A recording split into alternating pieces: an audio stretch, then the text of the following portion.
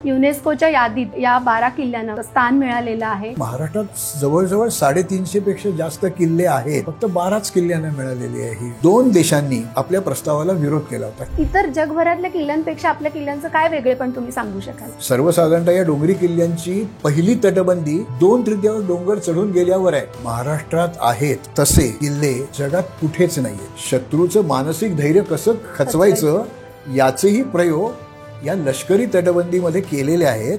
एक एक किल्ला इतका भक्कम केलेला आहे की तो एक वर्ष लढवता येईल. आपला भूगोल त्यांना नीट समजला म्हणून त्यांना इतिहास घडवता आला. महाराजांना हे सर कसं सुचलं असेल? He was a born genius. त्यांनी हे जे सगळं व्यवस्थापन दुर्ग बांधणीचं केलेलं आहे, अशा सगळ्या सूचना दिलेल्या आहेत. उद्योगधंद्यात वापरता येतील अशा त्या सूचना आहेत. अजूनही पाण्याची टाकं किंवा सांडपाण्याचं व्यवस्थापन हे एक इंजिनिअरिंग सुद्धा महाराजांना जमलं होतं. म्हणजे पाण्याचा जलास्त्र म्हणून वापर करणारा शिवाजी महाराज हा पहिला आणि शेवटचा राजा झाला. मलनिस्सारणाचं काय, सांडपाण्याचं काय, शिवकालीन शौचकूपांना व्हेंट पाईप्स आहेत. युनेस्कोच्या त्या डिपार्टमेंट कडून काही फंडिंग मिळतं का? युनेस्को एक छदाम पण देत नाही.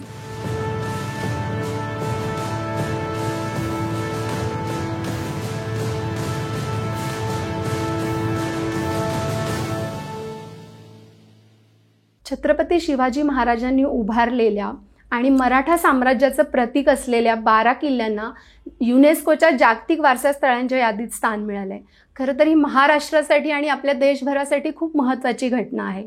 महाराजांनी हे किल्ले उभारताना त्यांचं विजन काय होतं आणि या किल्ल्यांचं आत्ता आपल्या लेखी काय महत्त्व आहे?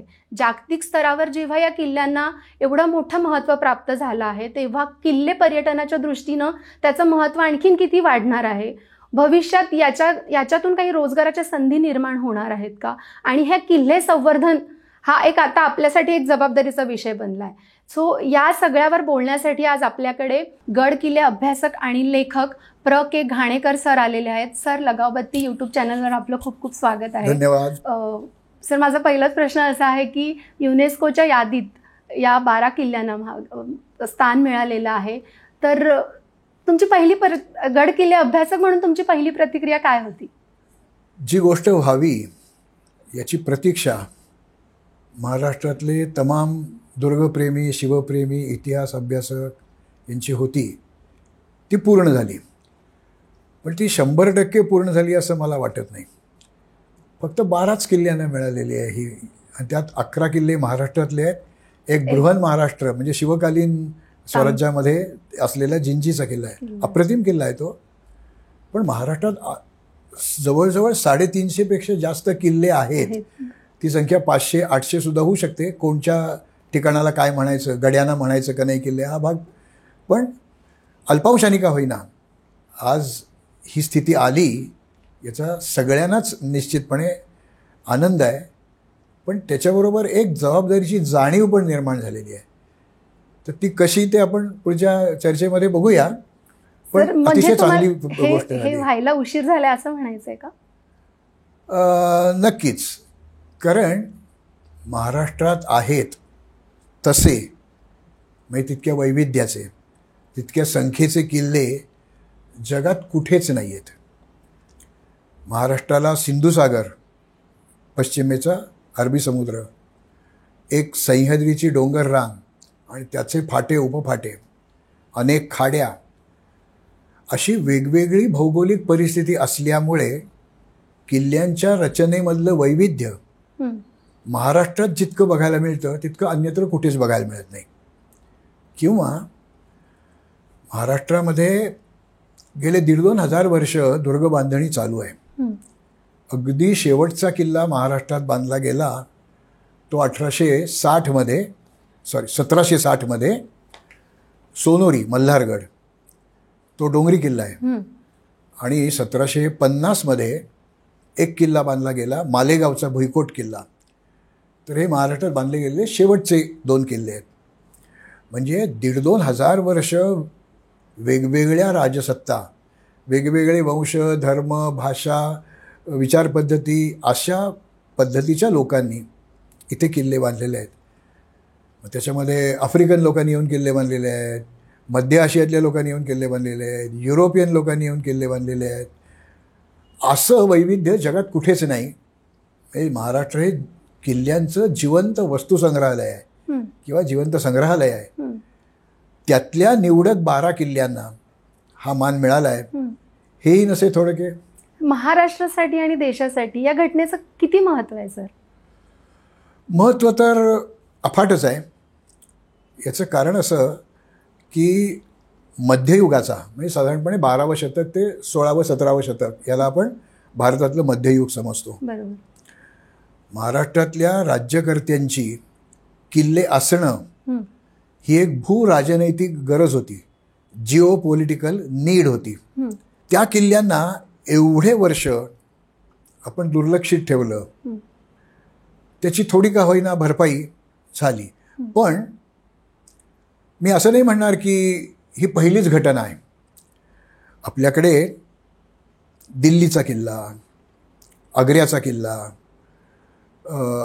किंवा राजस्थानमधले किल्ले, रणथंबोरचा किल्ला यांना यापूर्वीही असं मानांकन मिळालेलं आहे. म्हणजे राजस्थानामधले 6 किल्ले आणि हे 3-4 किल्ले अशा 8-10 किल्ल्यांना याच्यापूर्वी मानांकन मिळालेलं आहे. पण याच्यात महाराष्ट्रातल्या किल्ल्यांना हे मानांकन मिळणं हे महाराष्ट्राच्या दृष्टीने आणि देशाच्या दृष्टीने खूप वेगळं आहे. कारण आत्ता मी जी आधी नावं घेतली ते किल्ले हे किल्ले नाहीच आहेत. ते फॉर्टिफाईड पॅलेसेस म्हणजे राजेशाही महाल आणि त्यांची संरक्षक तटबंदी अशा स्वरूपाचे ते किल्ले आहेत. युरोपमध्ये ज्या तऱ्हेचे किल्ले आहेत ते कॅसल्स अँड मनोर्स आहेत. म्हणजे आपल्याकडच्या गढ्यांशी त्याचं साम्य मिळेल. पण महाराष्ट्रात जे किल्ले आहेत ते लढाऊ किल्ले आहेत, फायटिंग फोर्ट्स आहेत. सर, मराठा मिलिटरी लँडस्केप अंतर्गत म्हणजे त्या संकल्पनेखाली या किल्ल्यांची निवड झालेली आहे. सो ही संकल्पना नेमकी काय आहे? हां, ते आत्ता मी जे म्हटलं लढाऊ किल्ले, फायटिंग फोर्ट्स.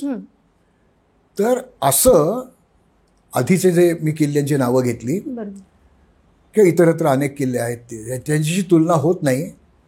कारण ते लष्करीदृष्ट्या महत्त्वाचे किल्ले होतेच असं नाही. महाराष्ट्रातला अगदी छोट्यात छोटा किल्ला ते अगदी मोठ्यात मोठा किल्ला हे सगळे लढाऊ किल्ले आहेत. आणि त्याच्यामध्ये खूप वेगवेगळ्या प्रकारचे किल्ले आहेत. आत्ता ज्या किल्ल्यांची निवड झाली आहे ते महाराष्ट्रातले 11 आणि जिंजी हा 12वा जो आता तामिळनाडूत आहे. तर या 11 किल्ल्यांपैकी 4 किल्ले हे समुद्रातले किल्ले आहेत. त्यातला 4 पैकी 1 किल्ला हा समुद्राच्या किनाऱ्यावर आहे, काठावर आहे. बाकीचे बेटांवर असणारे किल्ले आहेत. आणि उरलेले जे किल्ले आहेत हे डोंगरी किल्ले आहेत. योगायोगाने महाराष्ट्रातल्या एकाही स्थळदुर्गाची म्हणजे भुईकोटाची निवड याच्यात झालेली नाही आहे. महाराष्ट्रात भुईकोट अप्रतिम दर्जाचे भुईकोट आहेत, पण त्यांची निवड याच्यात झालेली नाही. कदाचित पुन्हा केव्हा तरी होईल ती. याच्यामध्ये बहुतेक किल्ले हे शिवनिर्मित किल्ले आहेत. मी कोणचे आहेत शिवनिर्मित तेही सांगेन. आणि त्यातले 3 किल्ले पुणे जिल्ह्यातले आहेत, 2 किल्ले सिंधुदुर्ग जिल्ह्यातले आहेत आणि सातारा, कोल्हापूर, रत्नागिरी या जिल्ह्यातला एक किल्ला आहे. तर इथे थोडं वैविध्य आहे. पण ज्या वेळेला हा प्रस्ताव भारतातर्फे आयकोमॉस यांच्याकडे म्हणजे युनेस्कोची एक समिती त्यांच्याकडे सादर झाला, त्या नेमकं हेच त्याचं वैगुण्य ठरवलं गेलं होतं की एखाद्या किल्ल्याला असं स्थान मिळणं हे त्यांच्या दृष्टीने ते देणं मानांकन सोपं होतं. पण असं महाराष्ट्रातल्या 5-6 जिल्ह्यांमध्ये असणाऱ्या वेगवेगळ्या एकमेकांपासून ते खूप लांब आहेत अशा लोकांना, अशा किल्ल्यांना एकत्रित मानांकन देणं हे त्या युनेस्कोच्या संदर्भात पहिल्यांदाच घडलेली घटना आहे. आणि इथल्या एका किल्ल्यावर विसंबून आपला मध्ययुगीन इतिहास नाही घडला. तो इतिहास त्या सगळ्यांच्यात गुंतत गेलेला आहे. कधी एखादी घटना तिथे घडली, त्याला पूरक किंवा मारक घटना दुसऱ्या किल्ल्यावर घडली असेल. असं एकमेकात ते गुंतलेलं असल्यामुळे त्या सगळ्या किल्ल्यांना एका वेळेला मानांकन मिळणं हे खूप महत्त्वाचं होतं आणि असं आत्तापर्यंत झालेलं नव्हतं.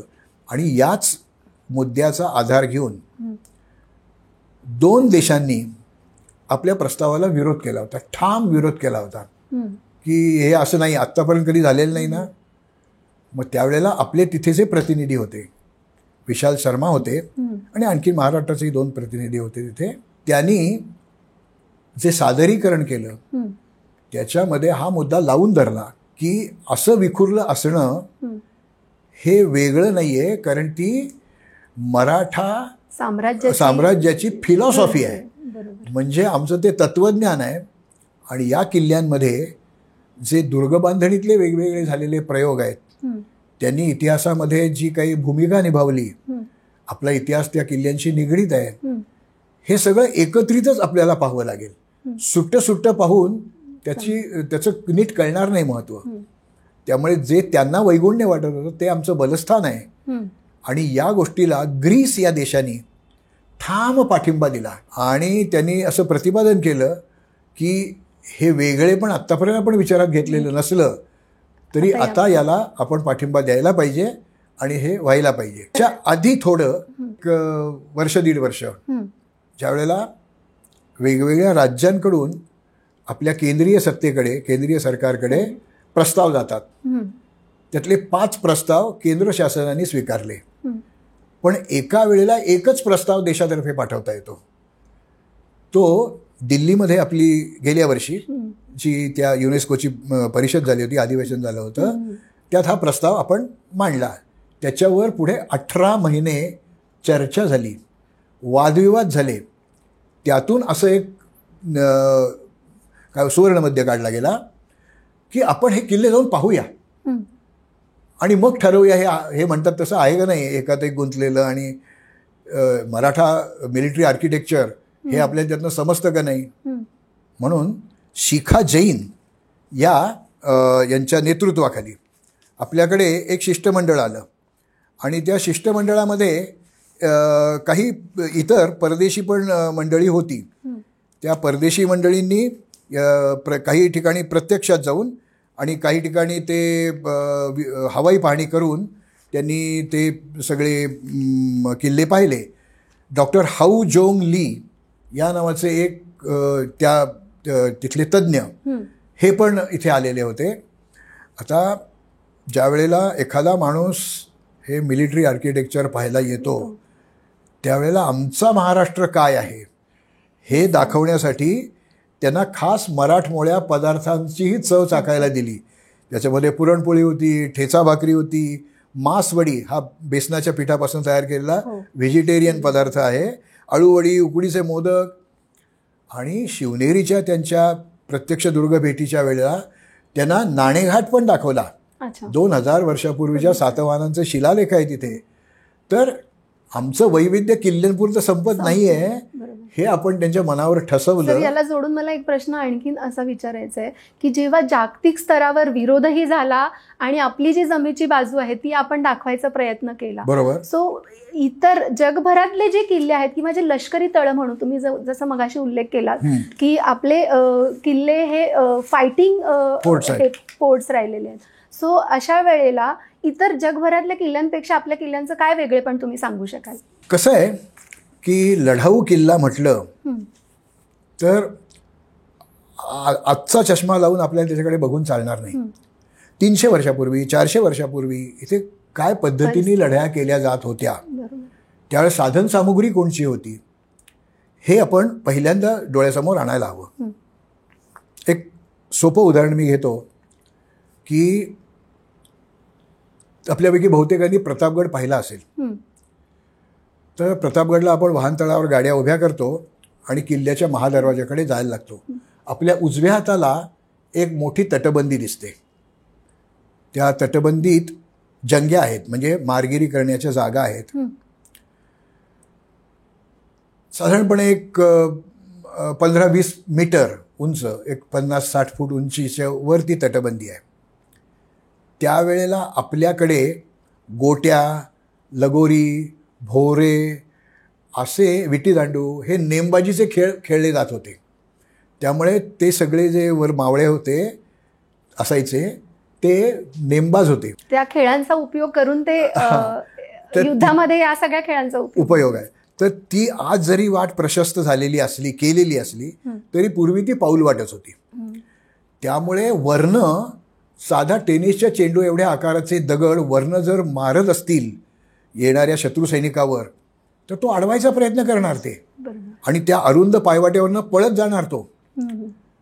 त्याच्या डाव्या हातात ढाल असते आणि उजव्या हातात तलवार असते, कारण बहुसंख्य लोक उजव्या हाताने उजव्या हाताचा वापर करणारे असतात. एखाद्या तव्याला मागे मूठ लावून तशी ढाल नसते. जगात अशी ढाल कुठेही नाही. एकाही संग्रहालयातल्या ढालीला मूठ नाही. त्या ढालीला समोरनं पाहिलं तर अशी 4 फुलं असतात किंवा चकत्या असतात.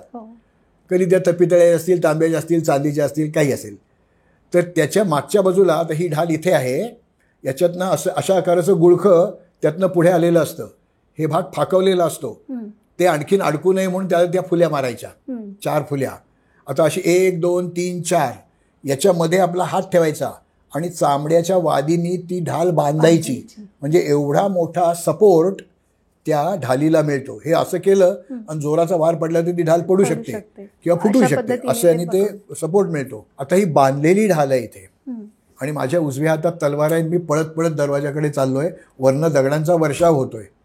तर माझ्याकडे 2च पर्याय आहेत. तलवारीने ते दगड अडवायचे किंवा ढाल अशी करायची आणि पळत पळत सुटायचं. तलवारीने अडवणं अशक्य नाही आहे, पण तलवारीची धार त्यामुळे बोथट होईल, त्याला खांड पडतील.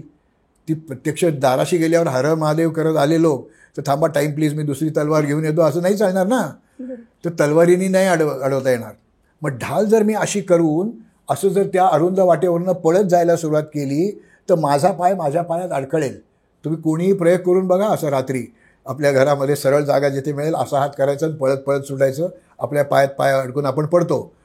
आपण पडलो की वरनं एखादा भाला किंवा बाण येईल आणि माझा वेध घेईल आणि मी पुढे लढायला शिल्लकच राहणार नाही. म्हणजे ही फायटिंग फोर्टची एक गमक आहे की असं किल्ल्यांवर दिसतं का सगळ्या? तर नाही.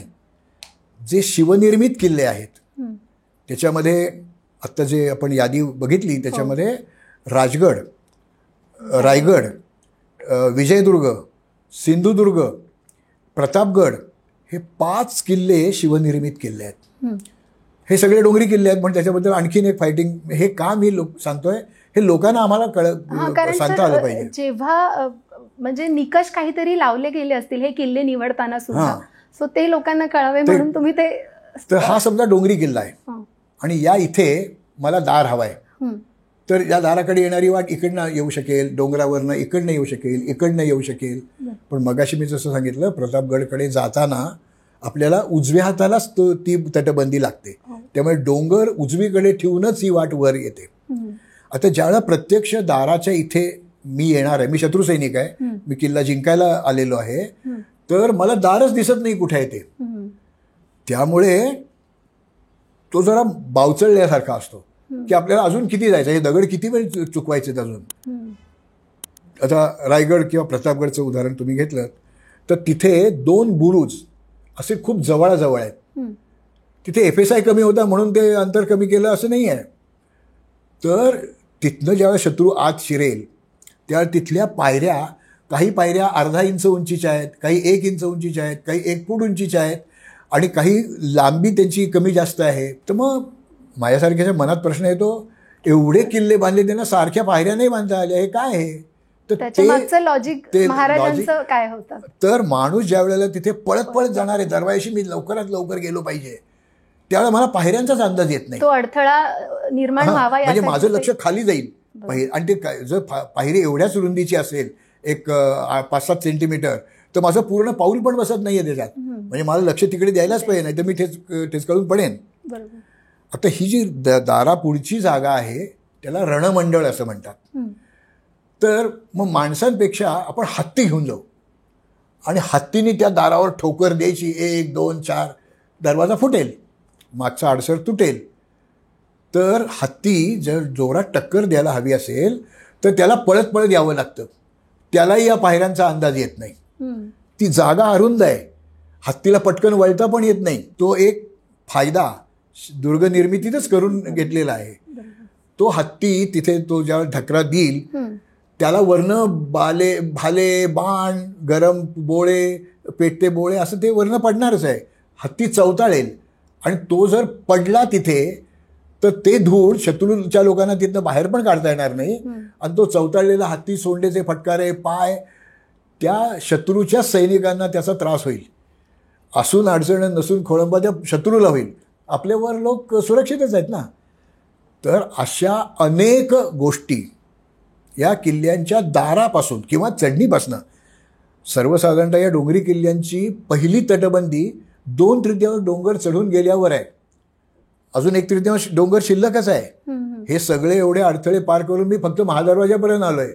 पुढे जायचंय मला आणि हे असा प्रतिकार होतोय. म्हणजे माझ्या मनावर, म्हणजे शत्रूच्या मनावर एक प्रचंड मानसिक दबाव निर्माण होतो. लढण्याची उमेद खच्ची होते. म्हणजे शत्रूचं मानसिक धैर्य कसं खचवायचं याचेही प्रयोग या लष्करी तटबंदीमध्ये केलेले आहेत. तसं आपल्याला मगाशी मी सांगितले फॉर्टिफाईड पॅलेसेस किंवा युरोपमधले कॅसल्स अँड मनोर्स तिथे नाही आहे असं. हे आमच्याकडे आहे. पण आपण ज्यावेळा किल्ल्यावर जाऊ त्यावेळा हे पाहणार आहोत का नाही, आम्ही हे समजावून घेणार आहोत का नाही, याला काही पुरावे आहेत का, संदर्भ आहेत का, असं जर आमची मानसिक तयारी झाली तर आम्ही लोकांना ते समजावून सांगू शकू. जे परदेशात येणार आहेत, परप्रांतात येणार आहेत, वेगवेगळ्या कल्पना डोळ्यापुढे घेऊन येणार आहेत, त्यांना कॅसल्स अँड मनोर्स पाहिजे सवय आहे. या लोकांना आलिशान राजवाडे पाहिजे सवय आहे. पण हे फायटिंग फोर्ट्स आहेत. हे त्याचं जे फायटिंग फोर्टचं गमक आहे. माझं एक शिवरायांचे दुर्गविज्ञान आणि अथातो दुर्गजिज्ञासा अशी 2 पुस्तकं आहेत. मी सगळ्या पुस्तकांची नावं सांगणार नाही आहेत. 2 पुस्तकं याच्या संदर्भात आहेत. तर फायटिंग फोर्ट म्हणजे काय हे मला तिथे लोकांना सांगता येतं. मी सांगितलंय. सर, या किल्ल्यांच्या माध्यमातून एक महाराजांच्या युद्धनीतीचं ते प्रतिबिंब आपण म्हणायचं का? नक्की नक्की. कारण अशा तऱ्हेच्या रचना अन्यत्र नाही मिळत. म्हणजे आता आपण पुण्यातलाच आणखी एक जो या यादीत नाही किल्ला सिंहगड आहे. सिंहगडची निवड झाली नाहीये कारण सिंहगड हा शिवपूर्वकालीन आहे. आणि मी जे आत्ता सांगितलं की ते अशी वाकडी वाट, उजव्या बाजूला तटबंदी आणि ते शिरता येत नाही आतमध्ये, असं नाही आहे. म्हणजे तिथे तर उलट, म्हणजे आपण जर त्यावेळेचा जो महादरवाजा होता तो आजचा पुणे दरवाजा नाही आहे, कल्याण दरवाजा त्यावेळेचा राजवाट होती. कारण तिथे तो ध्वज लावायची जागा पण आहे आज. तर तिथे येताना ती तटबंदी डावीकडे राहते. म्हणजे हा त्या सिंहगडच्या संरक्षण व्यवस्थेतला एक फ्लॉ आहे, एक ढिसाळपणा आहे. तो महाराजांनी सगळीकडे दुरुस्त केलेला दिसतो आपल्याला. आणि महाराजांच्या ताब्यात काय 2-4च किल्ले नव्हते ना. अनेक किल्ल्यांचा अभ्यास करून त्यांनी एक आडाखे बांधले. हे असं केलं की असं होईल, आपल्याला असा फायदा होईल. आणि ते सगळं आपण या किल्ल्यांकडे अभ्यासू दृष्टिकोनातून पाहिलं तर नक्की कळेल. पण तिथे पिठलं भात आणि खेकडा भजीच खायला जायचं असेल तर मग काय दुसरीकडे जावं ना. बरोबर सर. सह्याद्रीची जी नैसर्गिक रचना आहे त्याच्या आत जे किल्ले बांधले गेले आहेत तर याचाच महाराजांनी कशा पद्धतीने वापर करून घेतला असेल किंवा तेव्हा त्यांचं काय विजन असेल? महाराजांच्या दुर्ग बांधणीमध्ये एक खूप वेगळी गंमत आपल्याला दिसते. किल्ल्यांचे प्रकार वेगवेगळे आहेत, त्याच्यात मी आता तपशिलात जाणार नाहीये. पण एकूटवाणा किल्ला म्हणजे एकटाच किल्ला आहे. त्याच्या आजूबाजूला काही किलोमीटरच्या परिसरात काही नाही दुसरं लष्करी ठाणं. सॉलिटरी फोर्ट एक महत्वाचा किल्ला मध्ये आणि छोटे उपदुर्ग बाजूनी. आपण रायगडचं उदाहरण घेऊ कारण रायगड या यादीत आहे. रायगड आहे, पाचाडचा कोट आहे, रायगडवाडीचा कोट आहे, पलीकडचा चांभारगड म्हणजे महेंद्रगड आहे, सोनगड आहे, लिंगाणा आहे, कोकणदिवा आहे, मानगड आहे. असे अनेक किल्ले सगळ्या बाजूने. दौलतगड म्हणजे किंवा त्या महाडच्या खाडीवरचा दासगावचा किल्ला, हे अनेक किल्ले आहेत. त्यामुळे हे दुर्गपुंज आहे, फोर्ट क्लस्टर आहे. जसं सिंधुदुर्गला पण आहे. सिंधुदुर्ग आहे, राजकोट, सर्जेकोट, निवतीचा किल्ला असे त्याच्या बाजूने वेढलेले किल्ले आहेत. ही दुसरी एक दुर्ग बांधणीतली गंमत आहे. आणि तिसरं म्हणजे दुर्ग शृंखला, फोर्ट चेन. म्हणजे ढवळगड, पुरंदर, वज्रगड, त्यानंतर सिंहगड, राजगड, तोरणा अशी एक चेन तयार झालेली आहे. तर ही दुर्ग शृंखला या तिन्ही कल्पना महाराजांनी राबवल्या आहेत. आपल्याला त्याची उदाहरणं घेऊन सांगता येतं. आता आपण या विशेषतः 11 किल्ल्यांबद्दल 12व्याबद्दल मी जरा वेगळं स्पेशल बोलणार आहे. तर ह्या 11 महाराष्ट्रातल्या किल्ल्यांबद्दल, सह्याद्रीतल्या किल्ल्यांबद्दल बोलणार आहे. तर ह्या सगळ्या तऱ्हेच्या योजना, दुर्ग बांधणी महाराजांनी करून घेतलेली होती आणि ती यशस्वीरित्या राबवली होती. शिवाजी महाराज असताना त्यांच्यावर फार असे प्रसंग आले नाहीत, पण ज्यावेळेला औरंगजेब दक्षिणेमध्ये आला त्यावेळेला हा दिल्लीचा सम्राट, कित्येक लाखांचं सैन्य, अब्जावधी रुपयांचा खजिना आणि सगळ्या प्रकारच्या साधनसामुग्रीची अनुकूलता 27 वर्ष म्हणजे 1682-83 मध्ये तो आला आणि 1707 मध्ये त्याचा मृत्यू झाला. एवढी वर्ष हे इथले लोक हे किल्ले लढवत होते. एकदा अबी कॅरे हा एक इटालियन प्रवासी आहे, इटालियन आहे का फ्रेंच आहे, परदेशी प्रवासी आहे. तो चौलला आला होता. त्याला महाराष्ट्रातनं प्रवास करायचा होता. त्याला एक दस्तक पाहिजे होतं की परवानगी पत्र पाहिजे होतं की मला जाता येईल. तर तिथे बहुधा रावजी सोमनाथ तिथला सुभेदार होता. त्या रावजी सोमनाथाला त्या अबे कॅरेने विचारलं की तुमचा राजा एवढे किल्ले जिंकतोय, बांधतोय, अजून ते काही थांबत नाही आहेत, तर त्यांचं स्वप्न काय आहे.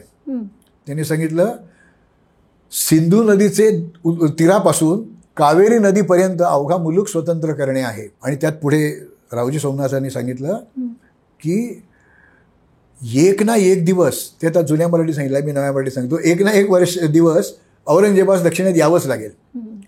माझा एक एक किल्ला इतका भक्कम केलेला आहे की तो एक एक वर्ष लढवता येईल. हजरतीस 360 किल्ले आहेत. हे सगळे किल्ले जिंकून घेण्यास औरंगजेबास 360 वर्षाची उमर पाहिजे. हा त्यांना जो आत्मविश्वास आहे हा पुढच्या काळामध्ये झाला.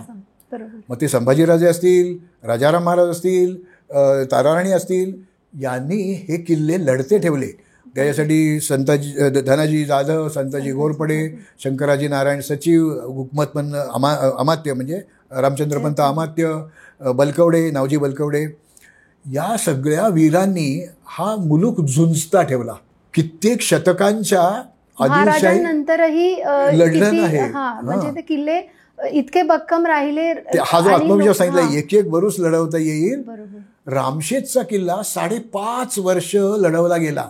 दुर्दैवाने आपल्याला त्या किल्लेदाराचं नाव माहीत नाही. काही अभ्यासकांच्या मध्ये रंबाजी पवार हे रामशेजचे किल्लेदार असावेत, किंवा राजाराम महाराज जेव्हा दक्षिणेमध्ये जिंजीला गेले त्यावेळेला 7.5 वर्ष राजाराम महाराज तो किल्ला लढवतायत. त्याच्या भोवती इतिकत खान, म्हणजे त्याचं रायगड जिंकल्यावर त्या इतिकत खानाला जुल्फिकार खान म्हणायला लागले.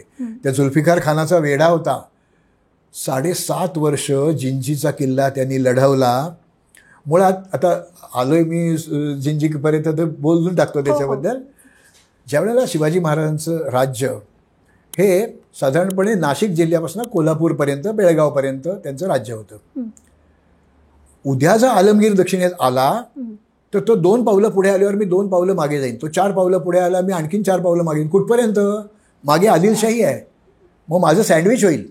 मी 2 शत्रूंच्या ताब्यात सापडेन. असं नाही होता कामा. मला एक माघार टापू पाहिजे, स्ट्रॅटेजिक डेप्थ पाहिजे. ती आता आपण दिल्ली आग्रा, राजगड रायगड आणि वेलोर जिंजी अशी 2-2 ठिकाणं घेतो. ती जवळजवळ आहेत. अगदी खूप जवळ नाही आहेत पण आहेत. आणि राजधानीसारखी ती वापरली गेलेली आहेत. तर दिल्ली आग्रा ते राजगड रायगड हे 1,500-2,000 किलोमीटरचं अंतर आहे. म्हणजे त्यांना सप्लाय लाईन तेवढीच पुरवायची आहे. जे काही खजिना पाठवायचं आहेत, औषधं पाठवायचे आहेत, शस्त्र पाठवायचे आहेत, माणसं पाठवायची आहेत, त्यासाठी ती पुरवठा साखळी पाहिजे. आता माझा माघार टापू जिंजी वेलोरपर्यंत गेला आहे. तिथे आणखीन 1,500-2,000 किलोमीटर अंतर वाढलं आहे. म्हणजे 4,000 किलोमीटरची पुरवठा साखळी, सप्लाय चेन ही कोणालाही मेंटेन करणं अवघड आहे. ती नाही तेवढी नीट यशस्वीरित्या राबवत आहेत. त्याचाच फायदा मराठ्यांनी घेतला की धनाजी जाधव असतील, संताजी घोरपडे असतील, किंवा हे आत्ता मी नावं घेतली ते लोक या पुरवठा लाईनी साखळीवर हल्ले करायचे. त्यांचं काय चाललंय? पैसे चाललेत, खजिना चाललाय, लुटा. दारुगोळा चाललाय, शस्त्र चालली आहेत, लुटा. म्हणजे तो पुरवठा आपल्याला होत होता. हा जर माघार टाकू नसता तर हे शक्य झालं नसतं. म्हणजे शिवाजी महाराजांनी जे बोलून दाखवलं किंवा लिहून ठेवलं आहे ते त्या काळात तर खरं होतंच, पण ते गेल्यानंतरच्या प्रतिकूल परिस्थितीत देखील या किल्ल्यांनी असं मदत केलेली आहे स्वराज्य त्यांची टिकण्यासाठी. रचना अशी असल्यामुळे ते सोयीस्कर झालं लढण्यासाठी आणि शत्रूला अडचणीत सापडता येतं. आणि आपला भूगोल त्यांना नीट समजला म्हणून त्यांना इतिहास घडवता आला. आणि हे आहे, आज आपण इतिहास वाचू शकतो आणि भूगोल तर आजही आपण जाऊन बघू शकतो. तो जिंजीचा किल्ला म्हणजे एक छोटा किल्ला नाही आहे. जिंजी असा किल्लाच नाही आहे. जिंजी हा दुर्गपुंज आहे. म्हणजे राजगिरी, कृष्णगिरी आणि चांद्रायण दुर्ग असे 3 मोठे बालेकिल्ले आणि आणखीन 3 छोटी छोटी फोर्टिफिकेशन्स आहेतच तिथे. 6-7 लष्करी ठाण्यांचं मिळून तो जिंजी किल्ला झालेला आहे. त्याची जी तटबंदी आहे म्हणजे खालच्या कवेत घेणाऱ्या भागाची ती 11 ते 15 किलोमीटर लांबीची आहे आणि त्याची रुंदी काही ठिकाणी 60-60 फूट आहे. तटबंदीची रुंदी 60 फूट. एवढ्या स्पेसमधून ॲट अ टाइम किती लोक जाऊ शकत? हो ना. म्हणजे आणि याच्यात त्या जिंजीच्या किल्ल्याला 2 दारं आहेत. एक आहे वेलोर दरवाजा आणि दुसरा आहे पुदुच्चेरी पॉंडेचेरी दरवाजा. पॉंडेचेरी दरवाजाचा तो सगळा परिसर ज्यावेळेला मी जाऊन तिथे पाहिला त्यावेळेला माझ्या लक्षात आलं नाही हे महाराजांनी केलेलं बांधकाम आहे. कारण शिवरायांच्या दुर्ग रचनेचा माझा थोडा अभ्यास आहे.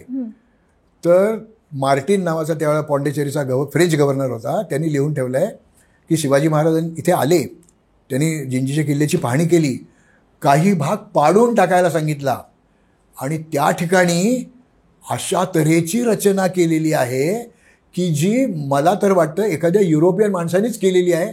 इतकी भक्कम आणि शास्त्रशुद्ध रचना आहे. महाराजांना हे सर कसं सुचलं असेल? कारण तिथे त्या काळी इतकं इंजिनिअरिंगचं किंवा आर्किटेक्चरचं शिक्षण नसताना त्यांचं हे विजन असणं खूप अप्रूप वाटतं. म्हणजे याचं he was a born genius. एखादा माणूस म्हणजे मी तर नेहमी म्हणतो शिवाजी महाराजांचं महाराष्ट्रात असणं हा भारताच्या इतिहासातला एक सुखद योगायोग आहे आणि सुखद योगायोग वारंवार येत नाहीत. तो महाराष्ट्राच्या नशिबाने आला. आपण त्या प्रदेशात राहतोय आणि त्यांचे किल्ले आजही आपण जाऊन पाहू शकतोय, ते समजावून घेऊ शकतो. आता थोडं मी बाजूला जातो पण मला मोह होतोय. शिवाजी महाराज साधारणपणे 42-44 साली हे सगळं 1600 बरं का 42-44 साली पुण्यामध्ये आले. पुणे शहाजीराजांची जहागिरी होती. तर जिजाऊसाहेब आणि बालशिवबा हे इथे आले. त्यांनी या मुलखात खूप हिंडले. त्यांना तोरणा किल्ला ताब्यात मिळाला. तोरणा किल्ल्यावर तोरण नावाची वनस्पती झिझिपस रुगोसा ही मोठ्या प्रमाणावर वाढते म्हणून त्या डोंगराचं नाव तोरणा. महाराजांनी त्याचं नाव तोरणा बिरणा असं काही ठेवलेलं नाही. त्यांनी त्याचं नाव बदलून प्रचंडगड केलं आहे. तर तो भाग सोडून देऊ आपण. तिथे त्या तोरण्याची दुरुस्ती करत असताना त्यांना काही धन सापडलं, भूमिगत धन सापडलं. मोठ्या प्रमाणावर होतं ते. महाराजांचं वय त्यावेळेला 15-16 वर्षाचंच आहे बरं का. 45 30चा जन्म आहे, 45 साल आहे. 15 वर्षाचं वय आहे त्यांचं. त्यावेळेला या मुलांनी आपल्या डोळ्यापुढे एक स्वप्न बघितलं. समोर जो मुरुंब देवाचा डोंगर आहे, अडनिडा डोंगर आहे, तिथे मला एक किल्ला उभारायचा आहे. हे पैसे त्यासाठी वापरणार आहे मी. 20 लाख घनमीटर एवढा दगड द्यायसाठी वापरलेला आहे. आज मला 20 लाख घनमीटर म्हणजे किती हेही डोक्यापुढे येणार नाही. पद्मावती माची, सुवेळा माची, संजीवनी माची आणि बाले किल्ला असा तो किल्ला शिवाजी महाराजांनी बांधून घेतला. वय आहे आणि 47 साली ते राहायला पण गेले तिथे. पुणे सोडून ते राजधानी म्हणून 2 वर्षात ते म्हणजे 2 वर्षात काम झालं आणि सरकारी काम असून टिकलं. कारण 1672 पर्यंत महाराज तिथे राहिलेले आहेत. 1647 ते 1672 25 वर्ष होतात. महाराजांचं आयुष्य 50 वर्ष, 30चा जन्म, आईचा मृत्यू, त्यातली 25 वर्ष, निम्म आयुष्य राजगडावर राहिले ते. अनेक हर्षामर्षाचे प्रसंग त्यांच्यावर तिथे आलेले आहेत. मी एखाद्या ठिकाणी केव्हा राहीन मला खात्री आहे भक्कम आहे. शत्रू कमी नव्हते, अनेक शत्रू होते, पण माझ्या राजधानीला धोका येणार नाही इतका भक्कम किल्ला मी बांधला आहे याची खात्री त्यांना होती. मी अनेक परदेशी अभ्यासकांना किल्ले दाखवले. माझं सुदैव आहे ते. व्हर्जिनिया फास आहे, जॉर्ज मिशेल आहे, ब्रूस ॲम्स्टर्ज आहे. ब्रूस ॲम्स्टर्ज हा एक अमेरिकन कॉन्सल जनरल आहे भारतातला, तो मोठा हुद्द्यावरचा अधिकारी आहे. त्यालाही मी किल्ले दाखवले. पण राजगडच्या संदर्भात एक प्रसंग मला मुद्दाम सांगावा असा वाटतो. त्या व्हर्जिनिया फास इंग्लंडमधल्या विदुषी आहेत. त्यांचं फाईलच्या पेक्षा मोठ्या आकाराचं एक फोर्ट्स ऑफ इंडिया नावाचं 650 पानाचं पुस्तक आहे. त्यात माझा उल्लेख आहे महाराष्ट्रातले किल्ले सांगत असताना आणि प्रस्तावनेत पण आहे. त्याच्यासाठी मी सांगत नाही आहे. ज्यावेळेला आम्ही राजगड पाहून खाली आलो, आम्ही 3:30ला पहाटे पुण्यातनं निघालो. ब्ल्यू डायमंडमधनं त्या माझ्या घरी आल्या, आम्ही माझ्या घरातनं राजगडला गेलो. पण त्यांना असलेला वेळ आणि त्यांची एकंदर शारीरिक परिस्थिती आणि ऊन या सगळ्याचा परिणाम म्हणून त्यांना पद्मावती आणि बालेकिल्ला एवढं दाखवलं. सुवेळान संजीवनी वर्ण दाखवलं, ते समजावून सांगितलं. हे सगळं पाहून आम्ही खाली आलो. 4:30च्या सुमार झालेला होता. त्या सूर्यकांत भोसलेंच्या दारातच आम्ही ती गाडी लावली. राजगडच्या शेवटच्या किल्लेदाराचे नातू ते सूर्यकांत भोसलेंच्या ते आम्ही गाडीत बसणार. त्या बाईंनी दार उघडलं, पटकन बंद केलं आणि मागे बघायला लागल्या अशा. मी म्हटलं बहुतेक यांची पर्स वर राहिली आणि त्या म्हणणार आता जा ते वरनं जाऊन घेऊन या. तर त्यांनी तो दार बंद केलं त्या गाडीचं आणि म्हणाल्या, professor, this is not at all a fort, it is a king of forts. I never dreamed a fort like this. Shivaji महाराजांनी हा 1645 साली बांधलेला किल्ला आहे.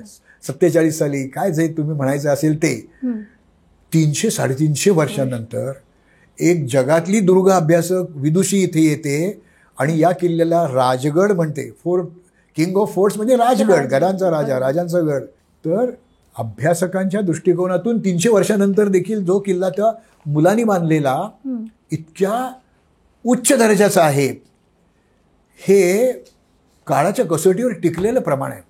आणि त्यांनी हे जे सगळं व्यवस्थापन दुर्ग बांधणीचं केलेलं आहे, हे हॅट्स ऑफ टू हिम. त्या दुसरं काही शब्द प्रशासनाचं केंद्रच त्याकरता प्रत्येक किल्ल्यावर असायचं.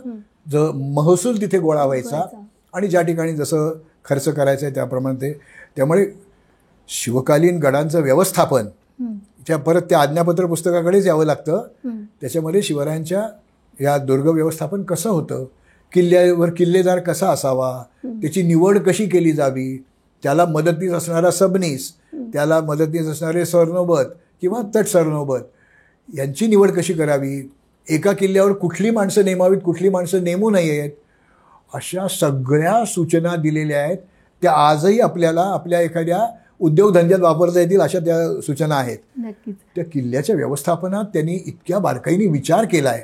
आता त्यांच्या व्यवस्थापनातला एक थोडासा सुटून जाणारा मुद्दा आहे, तो मी मुद्दाम सांगतो इथे आत्ता. मी रायगडवर खूप वेळा, 100पेक्षा जास्त वेळा गेलो. मी वनस्पतीशास्त्राचा विद्यार्थी. रायगडवर मी जेव्हा घेऊन जातो त्यावेळेला 70च्या दशकामध्ये मी पहिल्यांदा हे पाहिलं. साधारणपणे शिवसमाधीच्या पासनं एक 1.5-2 किलोमीटर अंतरावर भवानी टोक नावाची एक जागा आहे. फारसे लोक जात नाहीत कारण तिथे ऐतिहासिक अवशेष कमी आहेत आणि लोकांना आहे हाच किल्ला पाहायला वेळ पुरत नाही, तर तिथपर्यंत जाऊन येणं, आता निर्बंध जे आहेत तिथे इतक्याच वेळ थांबायचं अमुक तमुक, त्यामुळे जात नाहीत लोक. पण मी लोकांना घेऊन जातो तिथे. तिथे एक उंच गवत, साधारणपणे 2-3 मीटर उंच वाढणारं आणि कधी कधी अंगठ्या एवढं जाड त्याचं ताट म्हणजे त्याचं कोड एवढं होऊ शकतं असं ते गवत आहे. मी पहिल्यांदा ज्यावेळेला ते पाहिलं त्यावेळेला माझ्या लक्षात येणं की काय आहे नेमकं, नाही लक्षात आलं माझ्या, कारण गवतांचे प्रकार ओळखायला अवघड असतात, समजावून घ्यायला सोपे नसतात. तर मी त्याचे 2-3 तुकडे तोडले, कॉलेजमध्ये आलो, पुस्तकं काढली आणि त्याचा अभ्यास केला. तर माझ्या लक्षात आलं हे अँड्रोपोगॉन नावाचं गवत आहे. अँड्रोपोगॉन म्हणजे बोरू. आता अँड्रोपोगॉन नाव बदललं आहे, सिनॉनिम आहे हे. आता ती नवीन नॉमेनक्लेचरमध्ये ते नावं थोडी बदलतात, पण हे सिनॉनिम चालतं. म्हणजे अँड्रोपोगॉन म्हणजे बोरू हे कोणी सांगेल, त्याचं सिनॉनिम वेगळं आहे, ते आत्ता लक्षात नाही माझ्या. पण बोरूची लागवड तिथे करून घेतलेली आहे महाराजांनी. रायगड हा राजधानीचा किल्ला आहे. बोरू म्हणजे आपण ज्यांनी लिहितो पूर्वी लिहायचो लिहिण्यासाठी त्यावेळी काही पेनं बॉलपेनं काही नव्हती ना, त्यामुळे दौत आणि टाक पण नव्हता, तर हे बोरूनच लिहायला लागायचं. ते त्या गवताच्या काडापासून तयार करतात. एकदा ते वापरला काही काळ वापरल्यानंतर तो बोरू खराब होतो. फार फार तर अजून एकदा त्याला टोक करून तो वापरता येतो. असं वारंवार टोक करून नाही वापरता येतो. समजा उद्या शत्रू राजधानीपर्यंत आलाच, त्याला 2-5 वर्ष वेढा पडलाच, तर शाई आपल्याला आणून ठेवता येते किती. लेखणी आणि ते फार जुना झाला ना ते बोरू की तो चिरकाळायला लागतो. त्यामुळे बोरूचा साठा नाही करून ठेवता येणार. फार करावा लागेल पण फार नाही करता येणार. तर तिथे बोरू आहेत, बोरूची झाडं आहेत अजूनही आहे. आता ती झाडं नाही आहेत, ती त्यांना खालनं फुटवे आलेले आहेत, त्याच्या बिया पडून आलेली झाडं आहेत. म्हणजे त्यांची 50वी 100वी पिढी कदाचित ती इथे असेल. पण मी दिल्लीच्या किल्ल्यात पाहिली नाही लागवड, आग्र्याच्या किल्ल्यात पाहिली नाही लागवड का बोरूची. त्यांनाही बोरू लागतच होते. पण आमचा राजा दूरदर्शी आहे. त्यांनी आधी रायगडला कधी असा वेढा पडलाही नाही. काय 5-7 महिन्याचं पडलेलं आहे 2 वेळा वेढे. पण तिथे बोरूची लागवड करून घेतली आहे. हा दुर्ग व्यवस्थापनातलाच भाग आहे. बरोबर. सर, तुम्ही महाराजांच्या दूरदृष्टीपणाबद्दल आता आपण विषय निघालाच आहे. तर मला हे विचारायचं आहे की अजूनही पाण्याची टाकं किंवा सांडपाण्याचं व्यवस्थापन हे एक इंजिनिअरिंग सुद्धा महाराजांना जमलं होतं. त्याच्याविषयीचं काय तुमचा अभ्यास आहे? दुर्दैवाने या किल्ल्यांच्या यादीत नाहीये तो किल्ला सांगतो. सिंहगड. सिंहगडावर त्या सपाट माथा आहे त्याचा, तिथे पाणी मिळवण्याचे वेगवेगळे 5-7 प्रयोग केलेले आहेत. ते महाराजांनी नाही केलेले, काही त्यांनी केलेत, काही त्यांच्या पूर्वीच्या काळातले आहेत. एक असं भुयार आहे, त्याला सुरुंगाचं पाणी म्हणतात. एक तिथे विहीर आहे. एक हौदासारखं खोदीव टाकं आहे. एक टाकं खोदतानाच खांब सोडून त्याला छप्पर येतं आणि असं आडवं पोखरत गेलेले आहेत. तलाव आहेत. अशा वेगवेगळ्या पद्धतीच्या वॉटर हार्वेस्टिंग सिस्टीम्स तिथे आपल्याला बघायला मिळतात. मध्यंतरी मध्यंतरी मग 15-20 वर्षापूर्वी water harvesting systems in ancient India असं एक चर्चासत्र झालं होतं पुण्यामध्ये. त्यात मी water harvesting systems on forts of Maharashtra असा पेपर वाचला होता. तर हा किल्ला आयडियल आहेच, पण शिवाजी महाराजांनी निश्चितपणे बांधलेले असे जे किल्ले आहेत त्यात प्रतापगड आहे, राजगड आहे, रायगड आहे. ज्या ठिकाणी पाणी पडतं पावसाचं ते कुठून तरी वाहून जातं. ते वाहून ज्या भागातून जातं तिथे अशी खोलगट भाग खाच तयार झालेली असते. अगदी ती डीप नसते, वरवर अशी निमुळती ओहळ जातो. त्याच्या पात्रातच खड्डा घ्यायचा आणि तिथे जो दगड मिळतो तो आपल्याला त्याचा म्हणजे व्हर्टिकल सेक्शन मिळाल्यामुळे चांगला दगड कुठला आहे, ज्यात पाणी मुरणार नाही असा दगड कुठे आहे त्यात दिसतं आपल्याला. ते दगड वापरायचे. त्यातलेच काही दगड तिथे बांध घालायला वापरायचे. आता ते उतरत येणार आहे, तिथे बांध घातला तर त्याला दुप्पट पाणी साठवता येतं. कारण एक तर तो खड्डा जेवढा झाला आहे तेवढा आणि त्याच्यावर. तर असे 11 तलाव रायगडावर आहेत. टाकी बिकी मी सोडूनच देतोय आता. तर एवढ्या प्रकारचं किंवा एवढ्या विपुलतेने पाणी रायगडावर मिळतं आहे. ते राजधानीचा किल्ला आहे, तिथे हे अत्यंत आवश्यक आहे. लोकांची आवक जावक जास्त असणार आहे. अशा वेळेला आपल्याला एक गोष्ट खूप खूप जाणवते की आज्ञापत्रामध्ये ते जे वाक्य रामचंद्रपंत अमात्यांचं, उदक पाहून किल्ला बांधावा. ज्या डोंगरावर पाणी मिळणार नाही तिथे किल्ला बांधूच नये.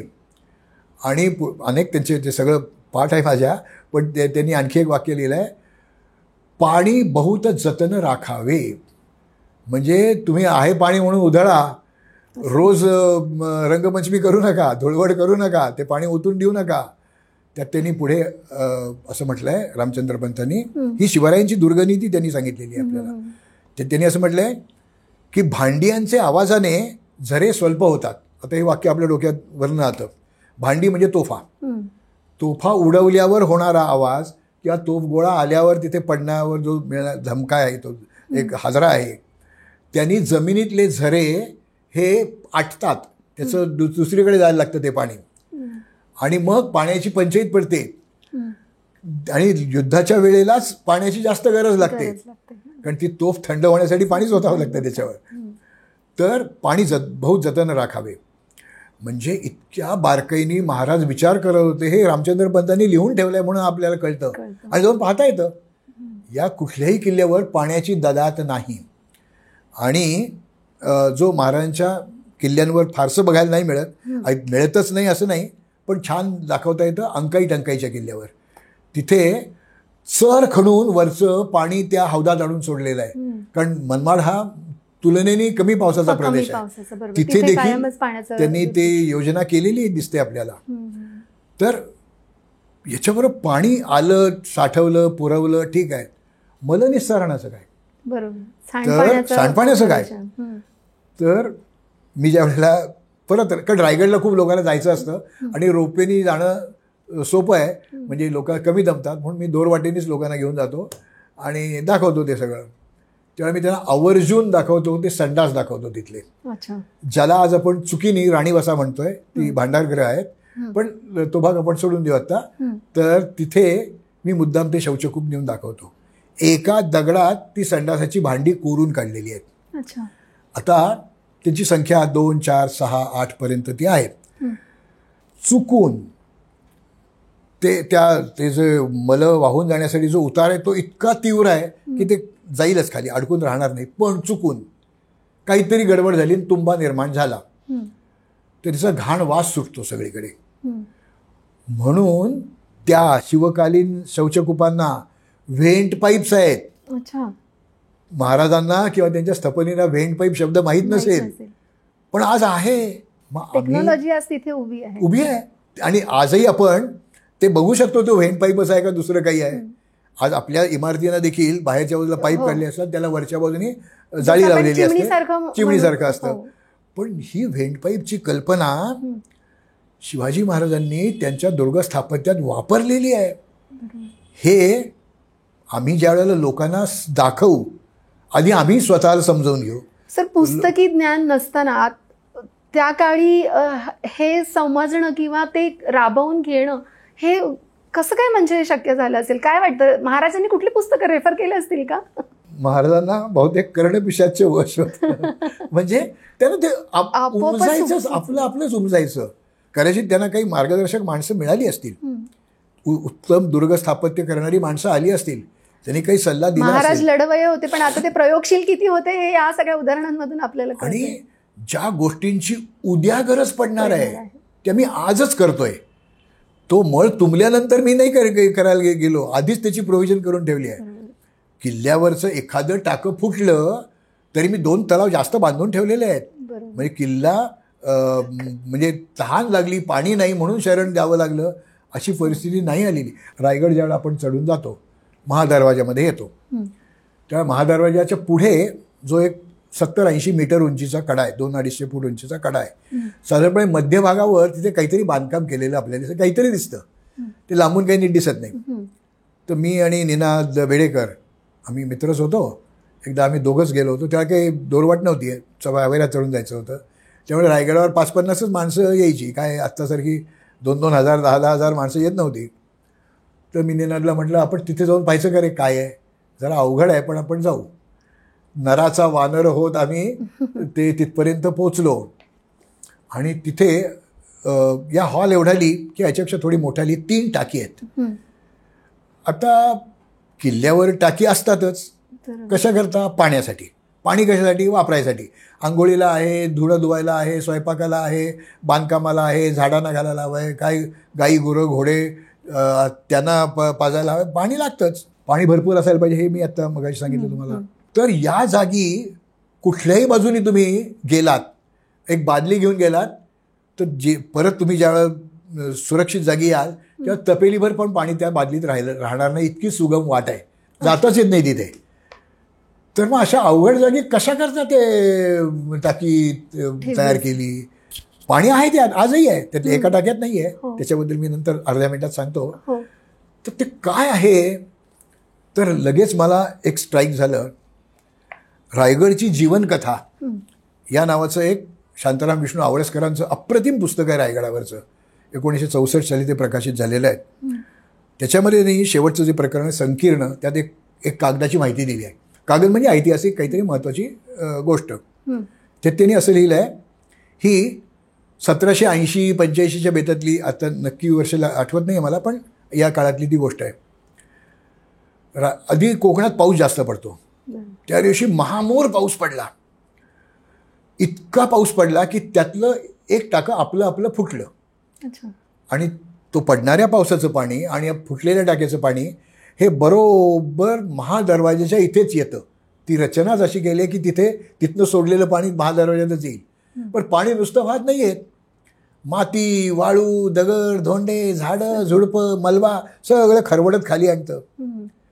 आता त्यावेळेला परिस्थिती त्या कागदात झालेली आहे की दरवाजा उन्मळून पडतो का काय अशी परिस्थिती निर्माण झाली.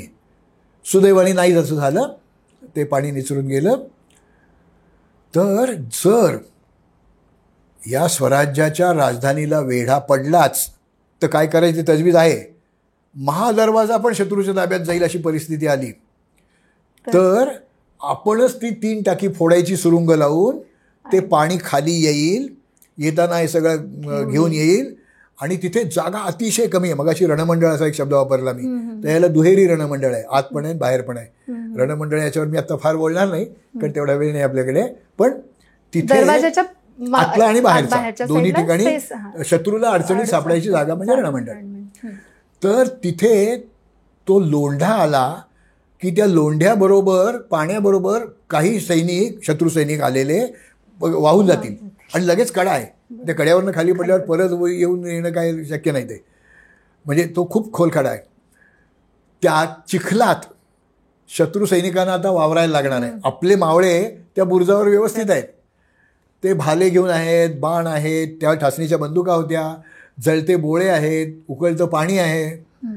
त्या चिखलात नीट वावरू न शकणाऱ्या शत्रू सैनिकावर हल्ला करता येईल. बरोबर. तर ही म्हणजे पाण्याचा जलास्त्र म्हणून वापर करणारा शिवाजी महाराज हा पहिला आणि शेवटचा राजा झाला. की असं काही होईल ही कल्पनाच लोकांना नाही. एकदा शिवाजी महाराजांना म्हणजे फक्त मॅन पॉवर वापरून नाही तर त्याच्याही पलीकडे जाऊन कसं ते रिडिंग बिटवीन द लाईन जास्त करायचे असं मला वाटतं. एकदा ही ऑगस्ट 74 किंवा 75 असेल, 1674-75, एक बहादूर खान कोकलदासने एक पत्र पाठवलं. हा औरंगजेबाचा दूधभाऊ आहे, या बहादूरगडाचा किल्लेदार आहे तो दौंडजवळच्या, की तुम्ही ताबडतोब तुमचे सगळे किल्ले मला द्या आणि शरण या, मी तुम्हाला माफ करीन. तर महाराजांचं उत्तर गेलं आहे. ते जुलै ऑगस्टचा तो काळ आहे. त्यांनी पत्र लिहिलं आहे, उद्या येणार असाल तर आजच या. माझ्या राज्यात कल्पनेचा घोडाही नाचवणं अशक्य आहे. तुम्ही या पावसाळ्यात इथे येत आहे. रायगडच्या एका बाजूनी काळ आणि एका बाजूनी गांधारी अशा 2 नद्या आहेत, दुथडी वाहून वाहत असतात त्या पावसाळ्यामध्ये. जुलै ऑगस्ट आहे. इथे उडत्या पाखराचे पंखावर शेवाळे उगवते, इतका पाऊस पडतो. तुम्ही उद्या येणार असाल तर आजच या ना, मी तयार आहे. तर आपल्या मुलखाबद्दल पूर्ण अभ्यास असल्यामुळे आपण काय योजना केल्या त्या नक्की यशस्वी ठरणार आहेत याची खात्री असल्यामुळे हे उत्तर गेलेलं आहे ना. किंवा शिवाजी महाराजांचा राजाभिषेक, मी राजाभिषेकच शब्द वापरणार आहे, राज्याभिषेक नाही. अभिषेक राजाला झाला का राज्याला झाला तर राजाला झाला.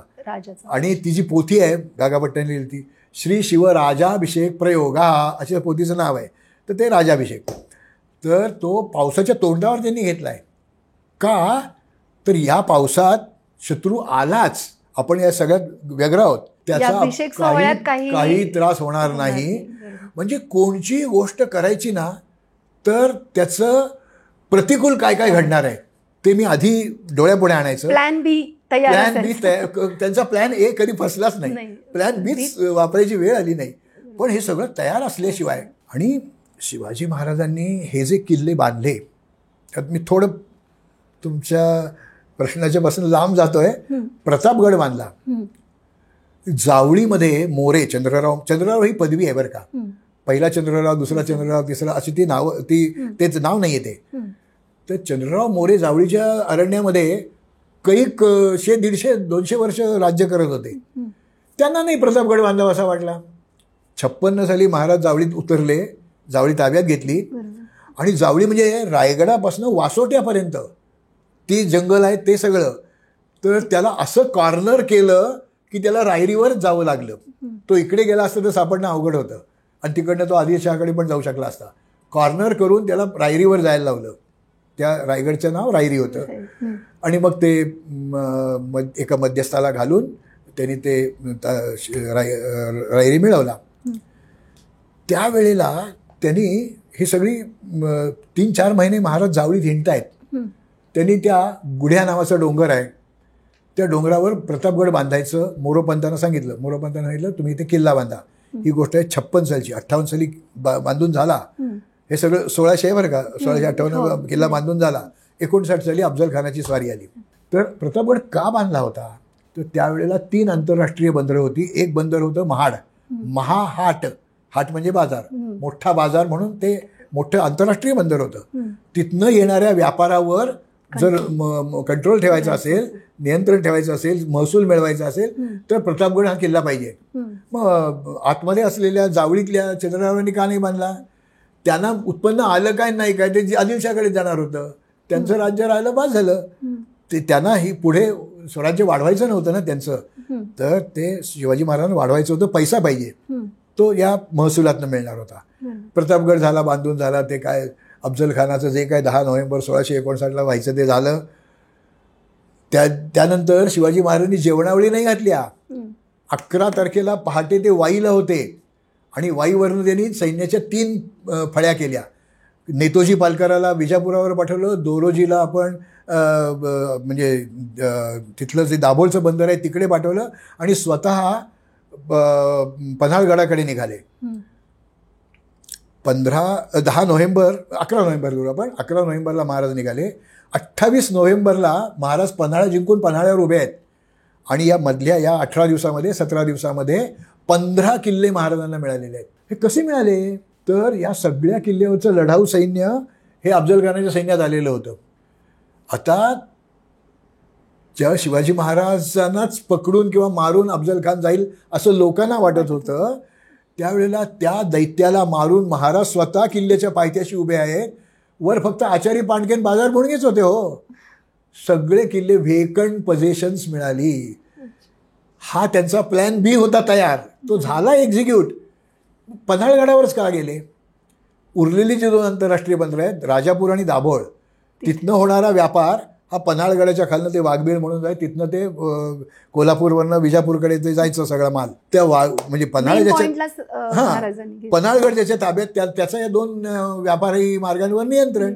बरोबर. दुर्दैवाने तो पुढचं ते सगळं आपल्याला सिद्धी जोहरचं प्रकरण माहिती आहे, ते ताबा द्यावा लागला कारण इकडे शाहिस्ता खानाशी झुंज घ्यायची होती. तर ते झालं सगळं. पुढे 1670 ते 74 या काळामध्ये किंवा 72 ते 74 कसंही म्हणा तुम्ही, त्या 2-4 वर्षामध्ये. त्याच्या आधी शिवाजी महाराज जेव्हा ते आग्र्यावरनं परत आले 65चा 66 साली ते परत आले. 66 ते 70 त्यांनी काही केलेलं नाही आहे. सैन्य जमावलं, प्लॅनिंग केलं आणि मग जो धुमाकूळ मांडला. रोज एक किल्ला, म्हणजे त्याचं वर्तमानपत्र असताना रोज हेडलाईन वेगळी मिळाली असते आपल्याला. आज हा किल्ला जिंकला, उद्या 2 किल्लेही जिंकले, काय असेल ते. तर त्यावेळेला कोंडाजी फर्जंदांनी तो फार अफाट पराक्रम करून 60 लोकांनी तो पन्हाळगड जिंकून घेतला. त्यानंतर आदिलशाहीची एकही स्वारी महाराजांवर झालेली नाही आहे. कारण स्वारी करायची तर पैसा पाहिजे. ते सैनिकांना खायला प्यायला द्यायला पाहिजे, औषधं पाहिजेत, शस्त्र पाहिजेत, घोडे आहेत, त्यांचं सगळं ते पैसे पाहिजेत. आदिलशाहकडे 3 आंतरराष्ट्रीय बंदरावरचा व्यापारावरचा महसूलच संपला, पैसेच नाहीत. पैसे नसल्यामुळे स्वारी करणं अशक्य होतं. म्हणजे शत्रूची अडचण हा आपला फायदा, हे महाराजांनी अत्यंत चांगल्या रीतीने जाणून घेतलेलं होतं. जे किल्ले आतापर्यंत दुर्लक्षित राहिले, खांदेरीचा किल्ला असेल, साल्हेरचा किल्ला असेल, की महाराजांचा तिथे वावर कशा होता आणि तिथे काय वेगळी पद्धतीची रचना आहे. आता आपण हे 2 किल्ल्यांबद्दल बोलूया. हो. खांदेरीचा किल्ला घेऊया. हो. खांदेरीचा किल्ला बांधलाच कशासाठी? जसं प्रतापगड मी सांगितलं, याच्यासाठी बांधला. हो. ते तो व्यापारावर नियंत्रण करण्यासाठी. शिवाजी महाराजांचे त्यावेळेचे कोकणामध्ये 2 शत्रू होते. एक होता आफ्रिकेतले आलेले सिद्धी आणि युरोपातनं आलेले ब्रिटिश इंग्लिश लोक. दोघांकडे भक्कम आरमारं होती. महाराजांनी आरमार तयार केलं होतं, नौदल तयार केलं होतं, पण ते नवजात नौदल होतं. ते इतकं भक्कम नव्हतं की जे या सातासमुद्रापलीकडून आलेल्या शत्रूंशी झट्या घेऊ शकेल इतकं ते बलदंड नव्हतं. या मुरुड जंजिरा ज्याला आपण म्हणतो, तो जझिरा, जझिरे मेहरूब, ज्याला आज आपण मुरुड जंजिरा म्हणतो, तो समुद्रातला किल्ला आहे. बरोबर. आणि मुंबई ही त्यावेळेला 7 बेटं होती. आजच्यासारखी अखंड ती मुंबई नव्हती. तिथे अनेक किल्ले होते. वरळीचा किल्ला होता, वाजऱ्याचा किल्ला होता, माझगावचा किल्ला होता, डोंगरीचा किल्ला, अनेक किल्ले होते तिथे. ते सगळं आरमाराच्या बळावर बलिष्ठ झालेल्या जागा आहेत.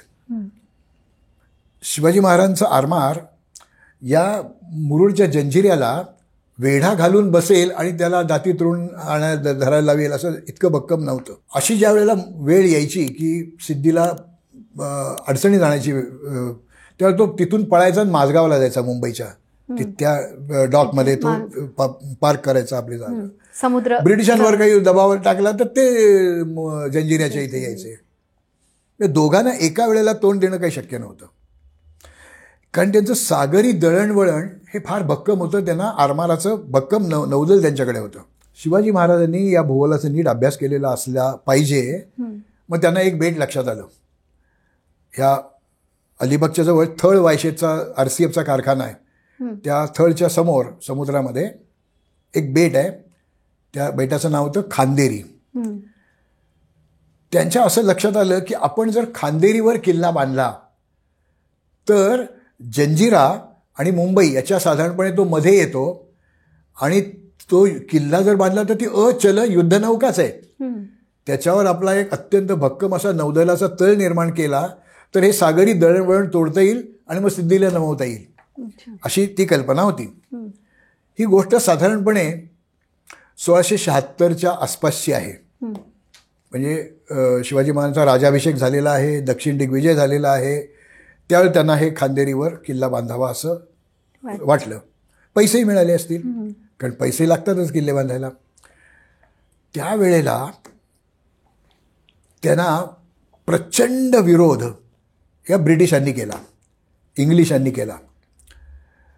ते त्या बेटाच्या भोवती आपल्या युद्धनौका घुटमाळत ठेवले, त्यामुळे कुठची रसद जाऊ नये. मी खूप त्या खांदेरीच्या यावर तास दीड तास बोलता येईल, पण ती दळणवळण काही त्यांना तोडता आलं नाही. सागरी जी वाहतूक होती किंवा ते जे दळणवळण होतं ते थांबवण्यासाठी किल्ल्याला जी रसद पुरवली याची ती त्यांना नाही थांबवता आली. आणि मग त्यांनी तो कॅप्टन केगविन त्या युरोपमधनं बोलवून घेतला. डव नावाची एक युद्धनौका, खूप मोठं प्रकरण आहे ते. 2-2.5 वर्ष त्या लढाया चाललेल्या आहेत. पण शेवटी ब्रिटिशांनी कबूल केलं की हे काय आपल्याला झेपत नाही, आता बांधता बांधतो ते, आपण काय करणार. तो किल्ला बांधला गेला. आता हे सगळं चालू असताना जितका भक्कम किल्ला त्यांच्या कल्पनेत असेल तितका भक्कम बांधता नसेल आला, त्यांनी एक युक्ती वापरली. ती युक्ती अशी की आता हे समुद्र आहे, यात हे बेट आहे, तर बेटाच्या त्या कडेला आपण तटबंदी बांधली की तो किल्ला तयार होतो. तर समुद्रामध्ये तो उथळ समुद्र असतो शेजारी, म्हणजे अगदी एकदम काही खोल नसतो तो. तिथे एवढ्याले दगडापासून एवढ्याले दगड नुसते टाकलेले आहेत. म्हणजे तटबंदी बांधलीच आहे, तटबंदीच्या बाहेर असे दगड वाटेल तसे टाकलेले आहेत.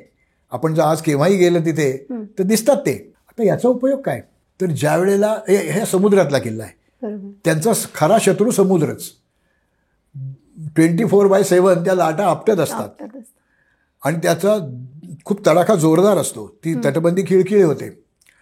आता या दगड टाकल्यामुळे येणारी लाट त्या दगडांवर पहिल्यांदा आपटते आणि मग तडाखा कमी झालेली अशी म्हणजे वीक झालेली ती लाट तटबंदीपर्यंत येईल. तडाखा बसणार नाही तटबंदीला. दगड टाकून ही एक, जसं आपण जॅकेट घालावं तसं त्या किल्ल्याला एक जादा संरक्षणक्षम एक तटबंदीच निर्माण केली गेली. ही यशस्वी कल्पना ब्रिटिशांनी पाहिल्यानंतर मुंबईला ज्यावेळेला मरीन ड्राईव्ह बांधला, म्हणजे आता त्याला आपण नेताजी सुभाषचंद्र बोस मार्ग म्हणतो, मुंबईचा कंठाहार म्हणतात त्याला, त्याच्या बाहेर टेट्रापॉड्स टाकलेत सिमेंटचे, म्हणजे असे 3 आणि एक चौथा इकडे. टेट्रा म्हणजे 4 आणि ते दुसरा याच्यात तिसरा असं ते अडकतात आणि ती संबंध साखळी दिसते. यांनी नैसर्गिकरित्या जे दगड होते ते वापरले, यांनी कृत्रिम ते अडथळे निर्माण केले, ते कोणासारखे बनवलेले आहेत. म्हणजे ज्या वेळेला महाराष्ट्रात एकही अनुदानित किंवा विना अनुदानित स्थापत्य महाविद्यालय नव्हतं त्यावेळेला महाराजांनी युक्ती वापरली, ती ब्रिटिशांनी 300 वर्षानंतर वापरली. अलिबागचा किल्ला ही तशाच पद्धतीने ती आणखीन वेगळी दगड नुसते एकमेकावर रचलेले आहेत. पण जेव्हा लाटा येतात तेव्हा ते पाणी आरपार जातं आणि ते निघून जातं. ते लाटेतलं पाणी कमी झालं त्याचा तडाखा कमी बसतो. तर पण इतके वर्षानुवर्ष ते तिथे आहेत, पण त्या दगडांचीही झीज निखळलेले झालेली नाहीये. नाहीये किंवा काही ती किंवा पलीकडे पद्मदुर्ग नावाचा किल्ला महाराजांनी बांधले, तो या यादीत नाहीये. प्रदुर्ग किंवा कासा किल्ला नावाचं नाव, त्याचं दुसरं नाव आहे. मुरुडच्या समोर तो किल्ला आहे. तिथे जो चुना वापरलाय 2 दगडांच्या मध्ये, म्हणजे आडवे थर आणि उभे पण, तर ते दगड 5-5, 7-7 सेंटीमीटर आत झिजलेत आणि तो चुना मात्र तसाचा तसा शाबूत आहे. म्हणजे दगडापेक्षा भक्कम चुना पण त्यांनी तयार करून दाखवलाय. हे सगळे वैज्ञानिक प्रयोग यांनी या सागरी बांधणीमध्ये केलेले आहेत. आता तुमचा दुसरा जो किल्ला होता त्याच्याबद्दल मी बोलतो. साल्हेरचा किल्लाही बऱ्यापैकी दुर्लक्षित आहे. साधारणतः महाराष्ट्रामधला जे सगळ्या किल्ल्यांचे उंचीवार जर लावायचं ठरवलं तर सर्वात उंच किल्ला म्हणजे साल्हेर. महाराजांचं एक वाक्य आहे, सालेरी अहिवंतापासून चंदी तंजावरपर्यंत अवघा मुलूक स्वतंत्र करणे आहे. आणि याच्यामध्ये साल्हेर आहे आणि जिंजी पण आहे. त्यावेळी ते चंदी म्हणत होते, आता ते सेंजी म्हणतात तिथले लोक, जिंजी. तर हे या यादीमध्ये दोन्ही किल्ले आहेत सुदैवाने. तर साल्हेर हा बागलाण म्हणजे नाशिकचा परिसर, नाशिक सटाणा हा परिसर, आणि खालच्या बाजूला डांग आहे जे आता गुजरातमध्ये आहे. तो मराठी भाषिक परिसर आहे पण तो गुजरातमध्ये आहे. तर त्याच्या सरहद्दीवर जो मुख्य सह्याद्री आहे त्या सह्याद्रीतलं हे महाराष्ट्रातलं 2य क्रमांकाचं उंचीचं शिखर आहे. तिथे हा साल्हेरचा किल्ला आहे. साल्हेर किल्ला चढताना छाती फुटायची वेळ येते. कुठल्याही वाघांब्याकडनं चढा किंवा साल्हेरवाडीकडनं चढा, प्रचंड दमणूक होते. तो किल्ला मराठ्यांनी ताब्यात घेतला. त्यानंतर त्याच्या संरक्षणाची लढाई झाली. त्या सूर्याजी काकडे हा एक वीर तिथे त्यांनी बलिदान केलं. आता त्यावेळेला साल्हेरला सुलतानगड असं नाव दिलेलं होतं, मुल्हेरला औरंगगड असं नाव दिलेलं होतं त्या मोगलांनी. तर सुलतानगड हातातनं गेला म्हणून औरंगजेब खवळला आणि त्यांनी सांगितलं जा आणि तो किल्ला परत ताब्यात घ्या. आता वर जिंकायला गेलेली माणसं काही हजारांनी नसतात, थोडी असतात. त्यांच्या ताब्यात साल्हेर होता. आपण त्याला वेढा घालायचा आणि ते येतील आज नाही उद्या शरण, आपण हल्ले करत राहायचं. महाराजांना हे कळल्याबरोबर त्यांनी 2 लोकांना पत्र लिहिली. ती पत्र उपलब्ध आहेत. मोरोपंत पिंगळे कोकणात होते आणि हंबीरराव मोहिते सरसेनापती. त्यांना सांगितलं की तुम्ही ताबडतोब वरघाटी या, म्हणजे वर चढून या आणि साल्हेरला जो वेढा टाकलाय तो वेढा मारून काढा. त्यावेळेला जे रणकंदन झालं ते मोगलांशी शिवाजी महाराजांच्या सैन्यानी केलेली उघड म्हणजे सपाट प्रदेशामध्ये एक अफाट युद्ध झालं. म्हणजे त्यात त्यांनी असं म्हटलंय की महाभारती कर्ण जसा लढला तैसे इथे युद्ध झाले, रक्तामासाचा चिखल झाला. तर त्या मोगलांचं एवढं समोरासमोर लढाई करून मराठ्यांनी विजय प्राप्त केला. हे फार मोठी एक अचिव्हमेंट होती. म्हणजे आता आम्ही नुसतेच तुम्हाला हरवू शकतो असं नाही, समोरासमोर येऊन सुद्धा तुम्ही आमच्याकडनं हरू शकता. हा आत्मविश्वास मराठ्यांमध्ये निर्माण झाला आणि तो साल्हेरमुळे झाला. आणि साल्हेर हे तर वीरांचं स्थान आहे. तो जिंकल्यानंतर मग तिथे महाराजांचं अस्तित्व कसं होतं किंवा तिथे मग काय कामं झाली? नाही, त्या प्रदेशावर नियंत्रण मिळवणं. एकाच वेळेला बागलाण आणि डांग या दोन्ही प्रदेशावर साल्हेरवरनं नियंत्रण ठेवता येतं. खूप अप्रतिम किल्ला आहे तो. आणि अगदी त्याचं जे शिखर आहे तिथे परशुरामाचं मंदिर आहे. तर म्हणजे परशुराम लढाऊ देव आहे, त्यामुळे लढवय्यांना प्रेरणा देणारीच शक्ती तिथे आहे असं त्या वेळेच्या सैनिकांना वाटत असलं पाहिजे. आम्ही ज्या वेळेला साल्हेरला जाऊ त्यावेळेला हा इतिहास तर आम्हाला उलगडलाच पाहिजे. परशुरामाच्या संदर्भातल्या पौराणिक ज्या काही दंतकथा आहेत त्याही आम्हाला आठवल्या पाहिजेत. त्याच्या दुर्ग बांधणीतले तो जो साल्हेरच्या समोर सालोटा नावाचा किल्ला आहे, तो बुटका आहे जरा 200 फुटांनी. त्याच्यावर उभं राहून जेव्हा आपण साल्हेरकडे पाहतो आणि बघतो अरे आपल्याला इथून वर चढून जायचं आहे, हे जमणार नाही बाबा, आपण जाऊ इथनं सालोट्यावरूनच परत जाऊ. ते सालोट्यावरच कसं आलो आहे आपण आपल्याला माहिती आहे. म्हणजे धडकी भरावी अशी ती वाट आहे. तर डोंगर पोखरून ती अशी एका सोंडेवरनं वाट तयार केलेली आहे, पायऱ्या आहेत त्याच्यात. महाराजांनी बांधलेले जेवढेही किल्ले आहेत त्या प्रत्येकाचं वैशिष्ट्य वेगळं आहे, काहीतरी वेगळे पण त्याच्यामध्ये पाहायला मिळतं. जेव्हा आपण या 12 किल्ल्यांबद्दलच आता आपण विशेषतः बोलतो आहे, सर युनेस्कोच्या यादीत या किल्ल्यांचं मानांकन मिळालेलं आहे, पण हे जे किल्ले दुर्लक्षित राहिलेत किंवा आताही जेव्हा पर्यटनाकडे आपण पाहतो, पर्यटनाच्या दृष्टीनं जेव्हा पाहतो, तेव्हा तुम्हाला काय वाटतं की जे एक ट्रेकर म्हणून जेव्हा या किल्ल्यांवर आपण जायला हवंय, तेव्हा ते कुठल्या दृष्टिकोनातून तिथं पोहोचायला हवंय आणि आपण काय बघायला हवंय? मला असं वाटतं किल्ल्यावर जाणारी जी लोक आहेत ती सगळी एका प्रकारची नाही आहेत. काही लोक दुर्ग अभ्यास, दुर्गरचना अभ्यास, काही लोक तिथल्या ज्या देवतांच्या मूर्ती आहेत, म्हणजे ज्याला आपण मूर्तिशास्त्र म्हणू, त्या दृष्टीने त्या किल्ल्यांवर जायचं आहे, त्यावेळेला कशी दैवतं होती. काही लोकांना तिथल्या जलसाठ्याचे अभ्यास करायचा असेल, काही लोकांना इथले वनस्पती असतील, पक्षी असतील, प्राणी असतील, किडे असतील, साप असतील, त्यांनी जायचं आहे. काही लोकांना त्या अवघड कडे चढण्यासाठी रॉक क्लाइम्बिंगच्यासाठी त्या साईट्स चांगल्या वाटतील. काही लोकांना हिमालयात जायचं असतं, त्यासाठी सराव म्हणून पाठीवर मोठं ओझं घेऊन हे किल्ले चढ उतार करायची, स्टॅमिना टेस्टिंगसाठी ते वापरायचे. हे सगळे लोक किल्ल्यांना कुठल्याही धोका पोचवत नाहीत. जे हौसे नवसे येतात किंवा जे नुसतेच वेळ घालवायला म्हणून येतात, त्यांना फक्त ते सेल्फिश आहेत, फक्त सेल्फी आणि रील आणि असलंच ज्यांना ते करायचं आहे आणि हल्लागुल्ला करायचा आहे असे लोक येतात. त्यांच्यापासून किल्ले वाचवले पाहिजेत. आता पर्यटनाचा ओघ वाढेल अशी आपण अपेक्षा करूयात, तर तिथे काही व्यवस्था असायला हवी आहे का? नक्कीच, कारण किल्ला म्हटलं की केवळ इतिहास असं आपण धरून चालायचं नाही. तिथे गेल्या 200-250 वर्षात न डहुळला गेलेला निसर्ग आहे. आता मी साल्हेरचं बोलत होतो, तर साल्हेरवर दर काही वर्षांनी फुलणारी कारवी आहे, त्यात तो सगळा नीलगिरी झालेला असतो. मग असं ज्या वेळेला कोडाई कॅनालला होतं तेव्हा ती कुरुंजीची जाहिरात आंतरराष्ट्रीय स्तरावर केलं तर ते लोक पाहायला येतात. तर आम्हाला ते सायकल माहिती आहे की ते किती वर्षांनी फुलणारे कारवी. सबंध डोंगर निळाशार झालेला असतो. तर त्याही दृष्टिकोनातून आपण याचं कॅनव्हासिंग करायला पाहिजे, मार्केटिंग करायला पाहिजे. मी ज्या वेळेला एखाद्या किल्ल्यावर जातो त्यावेळेला तिथली भूरचना एक दुर्गरचना नाही म्हणत, जमीन कशी आहे, डोंगर कसा आहे. आता रायगडावर ज्या वेळेला आपण ज्या राजपथावरनं आपण शिवमंदिराकडे जायला लागतो, ज्या होळीच्या माळाकडनं ज्याला जगदीश्वर मंदिर म्हणतात त्या शिवमंदिराकडे जायला लागतो, तेव्हा वाटेमध्ये ते कॉलमनर बॅसाल्ट नावाचं एक प्रकरण आहे. षटकोनी अष्टकोनी असे त्या जमिनीवर आपल्याला भाग दिसतात आणि ते उभे कॉलम्स असतात. ते साईड वाईज कॉलम इथनं दिसत नाहीत, दुसरीकडनं दिसतात ते. तर ते जर मी पाहिले तर असं अद्भुत जगात जिथे जिथे दिसतं तिथे शेकडे आणि हजारांनी लाखांनी पर्यटक येतात. आमच्या रायगडावर आल्यावर तुम्हाला हे भूवैशिष्ट्य पण पाहायला मिळणार आहे.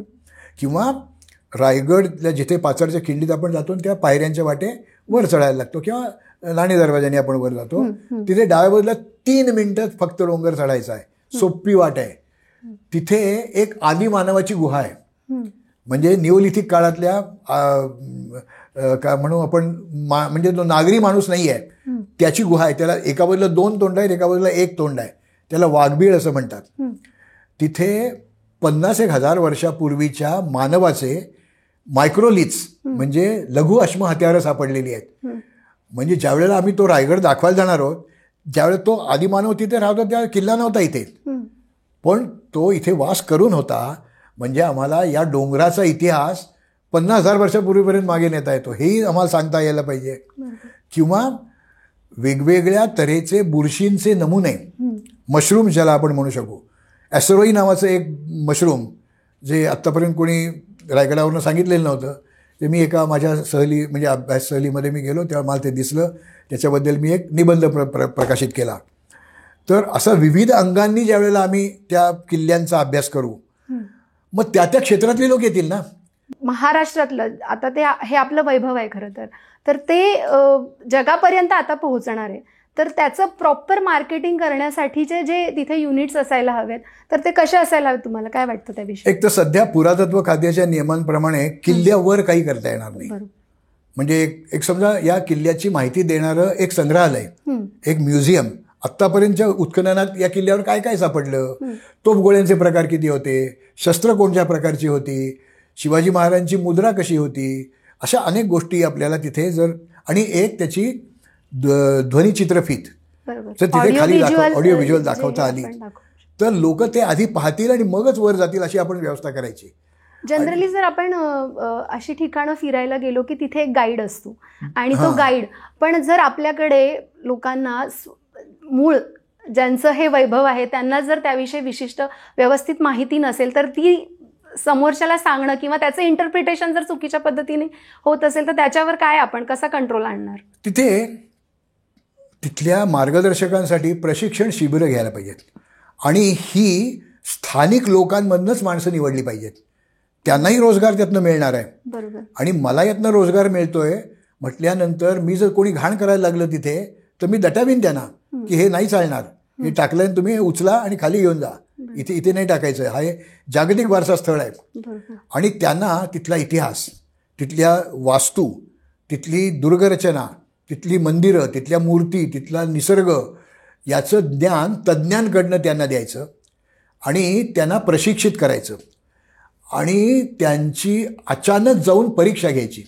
मी एक टुरिस्ट म्हणूनच जायचं आणि ते काय सांगतात हे चक्क रेकॉर्ड करून ठेवायचं आणि मग त्यांना समजावून सांगायचं, बाबा रे तू हे सांगितलंस हे बरोबर नव्हतं, हे तू असं सांग. शेवटी येणाऱ्या लोकांना अचूक माहिती जाणं आणि ती स्थानिकांकडून जाणं हे खूप महत्त्वाचं आहे. ज्यावेळेला एखाद्या वास्तूला किंवा एखाद्या ठिकाणाला जागतिक वारसा स्थळ म्हणून मान्यता मिळते तर त्यांची अपेक्षा अशी असते की यातनं स्थानिकांना रोजगार निर्माण होईल.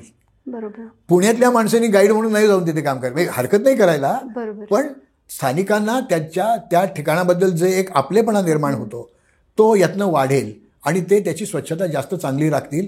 या मागचा इतिहास तर तो कळायलाच हवाय, त्याच्याबद्दल शंका नाही आहे. पण तिथे स्थानिकांना आता हा जागतिक वारसा म्हणून जेव्हा समोर येतोय तेव्हा स्थानिकांना रोजगार मिळणं हाही महत्त्वाचा मुद्दा आहे. तुम्ही म्हणालात तसं की तिथे प्रॉपर गाईड हे करणं किंवा ऑडिओ व्हिज्युअल फॉर्ममध्ये तिथे संग्रहालय असणं हा एक मुद्दा झाला. पण दुसरं की आता युनेस्कोमध्ये जेव्हा मान्यता मिळते तेव्हा किल्ल्यांच्या संवर्धनासाठी काय प्रयत्न होतात?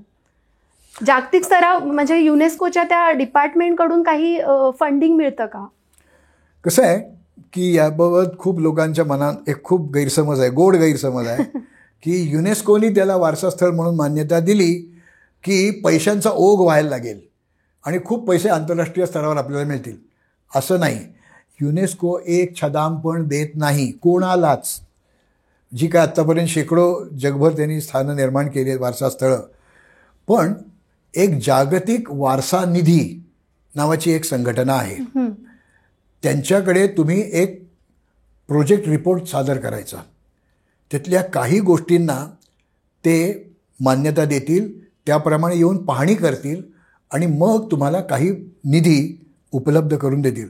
त्याचा युनेस्कोशी काहीही संबंध नाही. या दोन वेगळ्या बॉडीज आहेत. पण आंतरराष्ट्रीय स्तरावरनं पैसे यायला पाहिजेत याच्यापेक्षा तिथे जे आपण प्रवेश मूल्य लावू त्यातनं काही पैसे मिळतील. काही पैसे स्थानिक तिथली जी स्वराज्य संस्था असेल, मग नगरपालिका असेल, ग्रामपंचायत असेल, जिल्हा परिषद असेल, प्रांतीय म्हणजे राज्य आपलं महाराष्ट्र राज्य सरकार असेल, यांनी जर ज्यांना किल्ल्यातलं कळतं, किल्ल्याच्या तिथे असणाऱ्या इतिहासाबद्दल माहिती आहे, निसर्गाबद्दल माहिती आहे, यांच्या सल्ल्यानी काही जर एक आपण या दिशेने प्रयत्न करायचे असं ठरवलं तर त्याला सरकारसुद्धा पैसे उपलब्ध करून देऊ शकेल. आणि ही पहिल्यांदा गुंतवणूक करावी लागेल, मग त्यातनं कदाचित चार पैसे सरकारला मिळू शकतील किंवा स्थानिक लोकांना मिळू शकतील. स्थानिक रोजगार निर्मिती हा सुद्धा त्यातनं भाग आहे. तर याच्यासाठी परदेशातनं पैसे येण्याची वाट पाहायची गरज नाही. आपले हे माझं धन आहे ना, मग माझ्या वडिलांचं, माझ्या आजोबांचं, माझ्या पणजोबांचं काही असेल ते मीच लोकांना माझ्या पैशाने दाखवलं पाहिजे ना. मी आज जो आहे तो त्यामुळे आहे, त्यांच्यामुळे आहे. तसे शिवाजी महाराज, त्यांचे सहकारी, इतिहासातले लोक यांनी जे घडवलं ते जर इथे असेल तर मला त्यासाठी काही पैसे खर्च करायला पाहिजेत, काही गुंतवणूक करायला पाहिजे. ती माणसांमध्ये गुंतवणूक असेल, विचारांमध्ये गुंतवणूक असेल, ज्ञानामध्ये गुंतवणूक असेल, नाहीतर तिथे सुधारणा.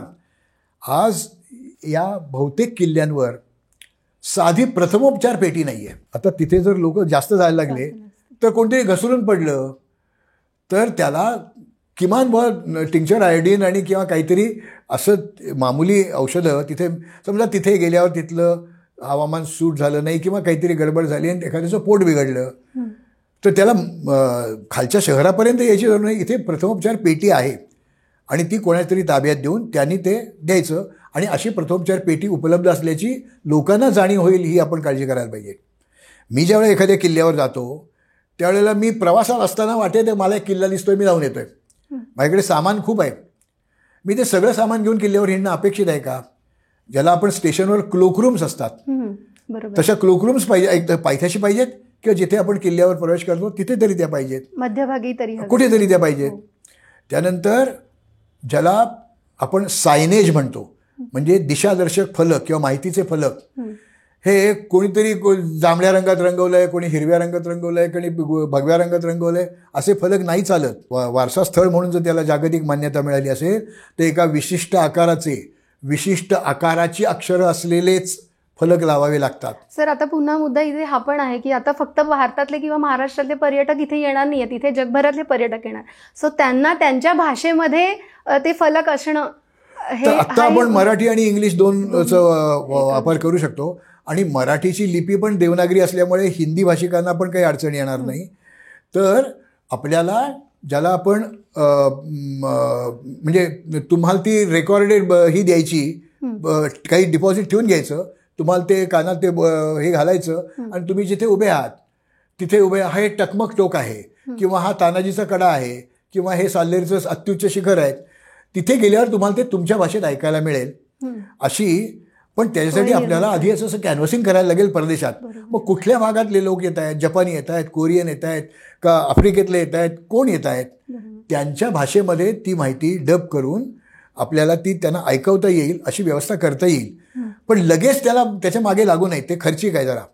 आत्ता आपण महाराष्ट्रातल्या लोकांनी तरी ते नीट पाहावेत, मग भारतातल्या लोकांनी नीट पाहावेत. मग त्यातले ज्या प्रांतासमोर तामिळनाडूतले लोक जास्त येत असतील तर आपण तमिळमध्ये करायला पाहिजे, समजा आसाममधले येत असतील तर आसामी भाषेमध्ये ते करायला पाहिजे. अनेकदा डागडुजी करतानाही अनेक वस्तू सापडतात शिवकालीन पद्धतीच्या. सो त्यांचाही अभ्यास तिथे करण्यासाठी उपलब्ध असावा किंवा ते तिथे प्रदर्शनासाठी ठेवलेलं असावं. सर त्याच्याबद्दलचं तुमचं काय म्हणणं आहे? तिथे काय काय सापडू शकतं तर नाणी सापडतात, कधी कधी शिलालेख सापडतात, कधी कधी मूर्ती सापडतात, अशा किंवा शस्त्र असतील, चिलखतं असतील, काय अशा अनेक गोष्टी सापडतात. पण त्या जर कुठल्या तरी शहरातल्या संग्रहालयाच्या तळघरात नेऊन त्या नुसत्याच ठेवून दिल्या तर त्याचा उपयोग नाही. किल्ल्यावर शक्य असेल तर किल्ल्यावर, ते शक्य नसेल तर किल्ल्याच्या पायथ्याशी एक उत्कृष्ट संग्रहालय व्हायला पाहिजे आणि तिथे देखील वेगवेगळ्या भाषेतल्या लोकांना ते ऐकता येतील अशी सोय करायची आणि काही 2-3 भाषांमध्ये, निवडक भाषांमध्ये पाट्या पण लावता येतील. तोफगोळे किती प्रकारचे असतात, रेसगाऱ्या म्हणजे बंदुकीत घालायच्या ज्या गोळ्या असतात त्या शिशाच्या असतात, त्या तिथे ठेवता येतील.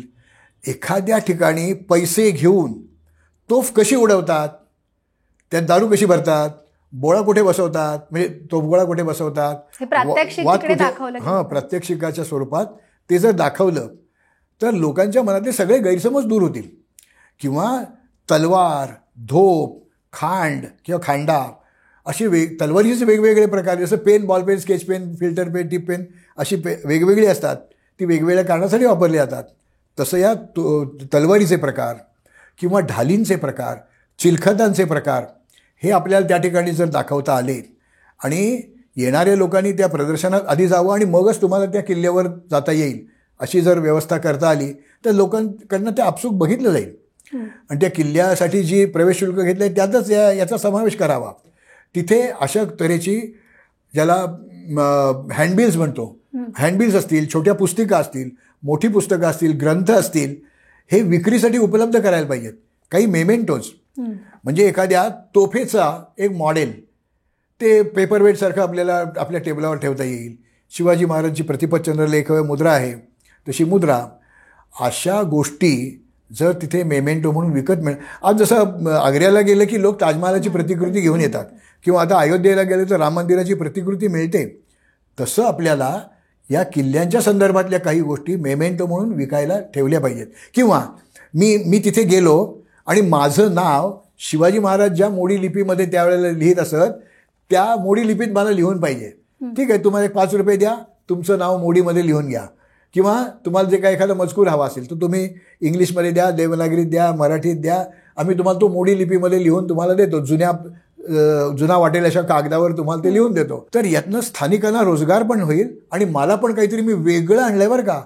जुन्नरी कागद म्हणजे त्या शिवकालात जो कागद वापरला जायचा तशा तऱ्हेच्या कागदावर मी तशा तऱ्हेची शाई वापरून बोरूनी लिहिलेला मजकूर माझ्याकडे आहे. मी तो वॉलपेपर म्हणून सुद्धा लावू शकतो किंवा वॉल हँगिंग म्हणून लावू शकतो किंवा कपाटामध्ये ठेवू शकतो. असं जर केलं तर ते बहुआयामी होईल. आणि याच्यासाठी एक तज्ज्ञ समिती नेमायला हवी.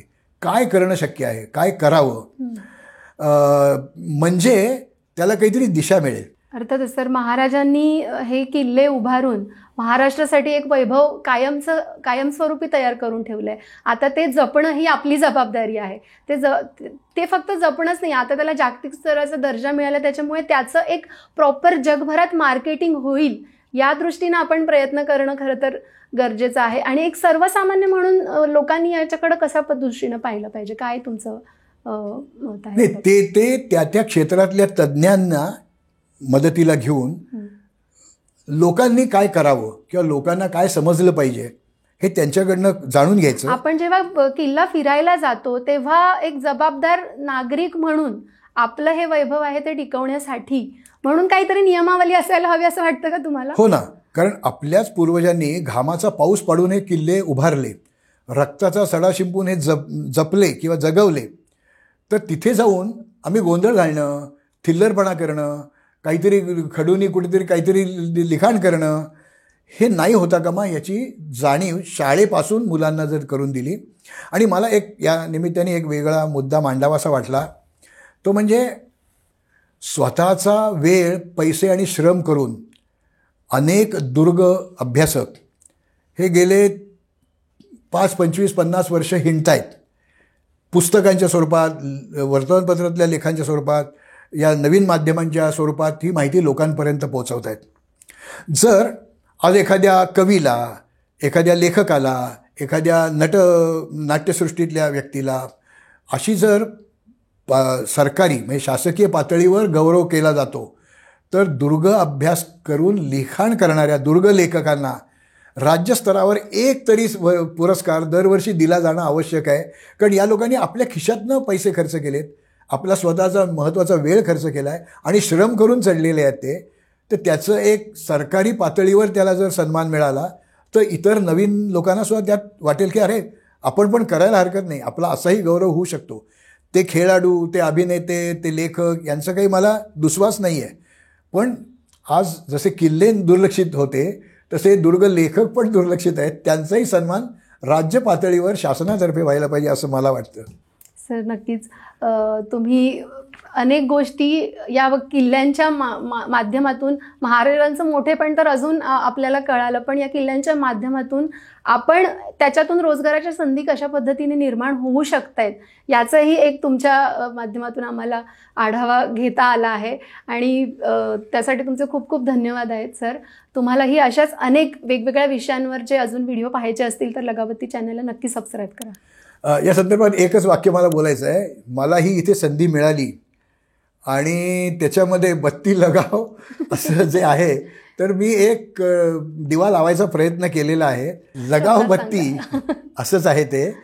तर त्यावेळेला शत्रूच्या निर्दालनासाठी या तोफांना बत्ती लावली जायची. आता लोकांमध्ये किल्ल्यांबद्दल जास्त जागरूकता निर्माण करण्यासाठी हा आपण एक लोकांना इम्पेटस देतोय, बत्ती लावतोय. त्याचा लोकांनी उपयोग करून घ्यायला पाहिजे. तो घेतला जाईल असं मला वाटतं.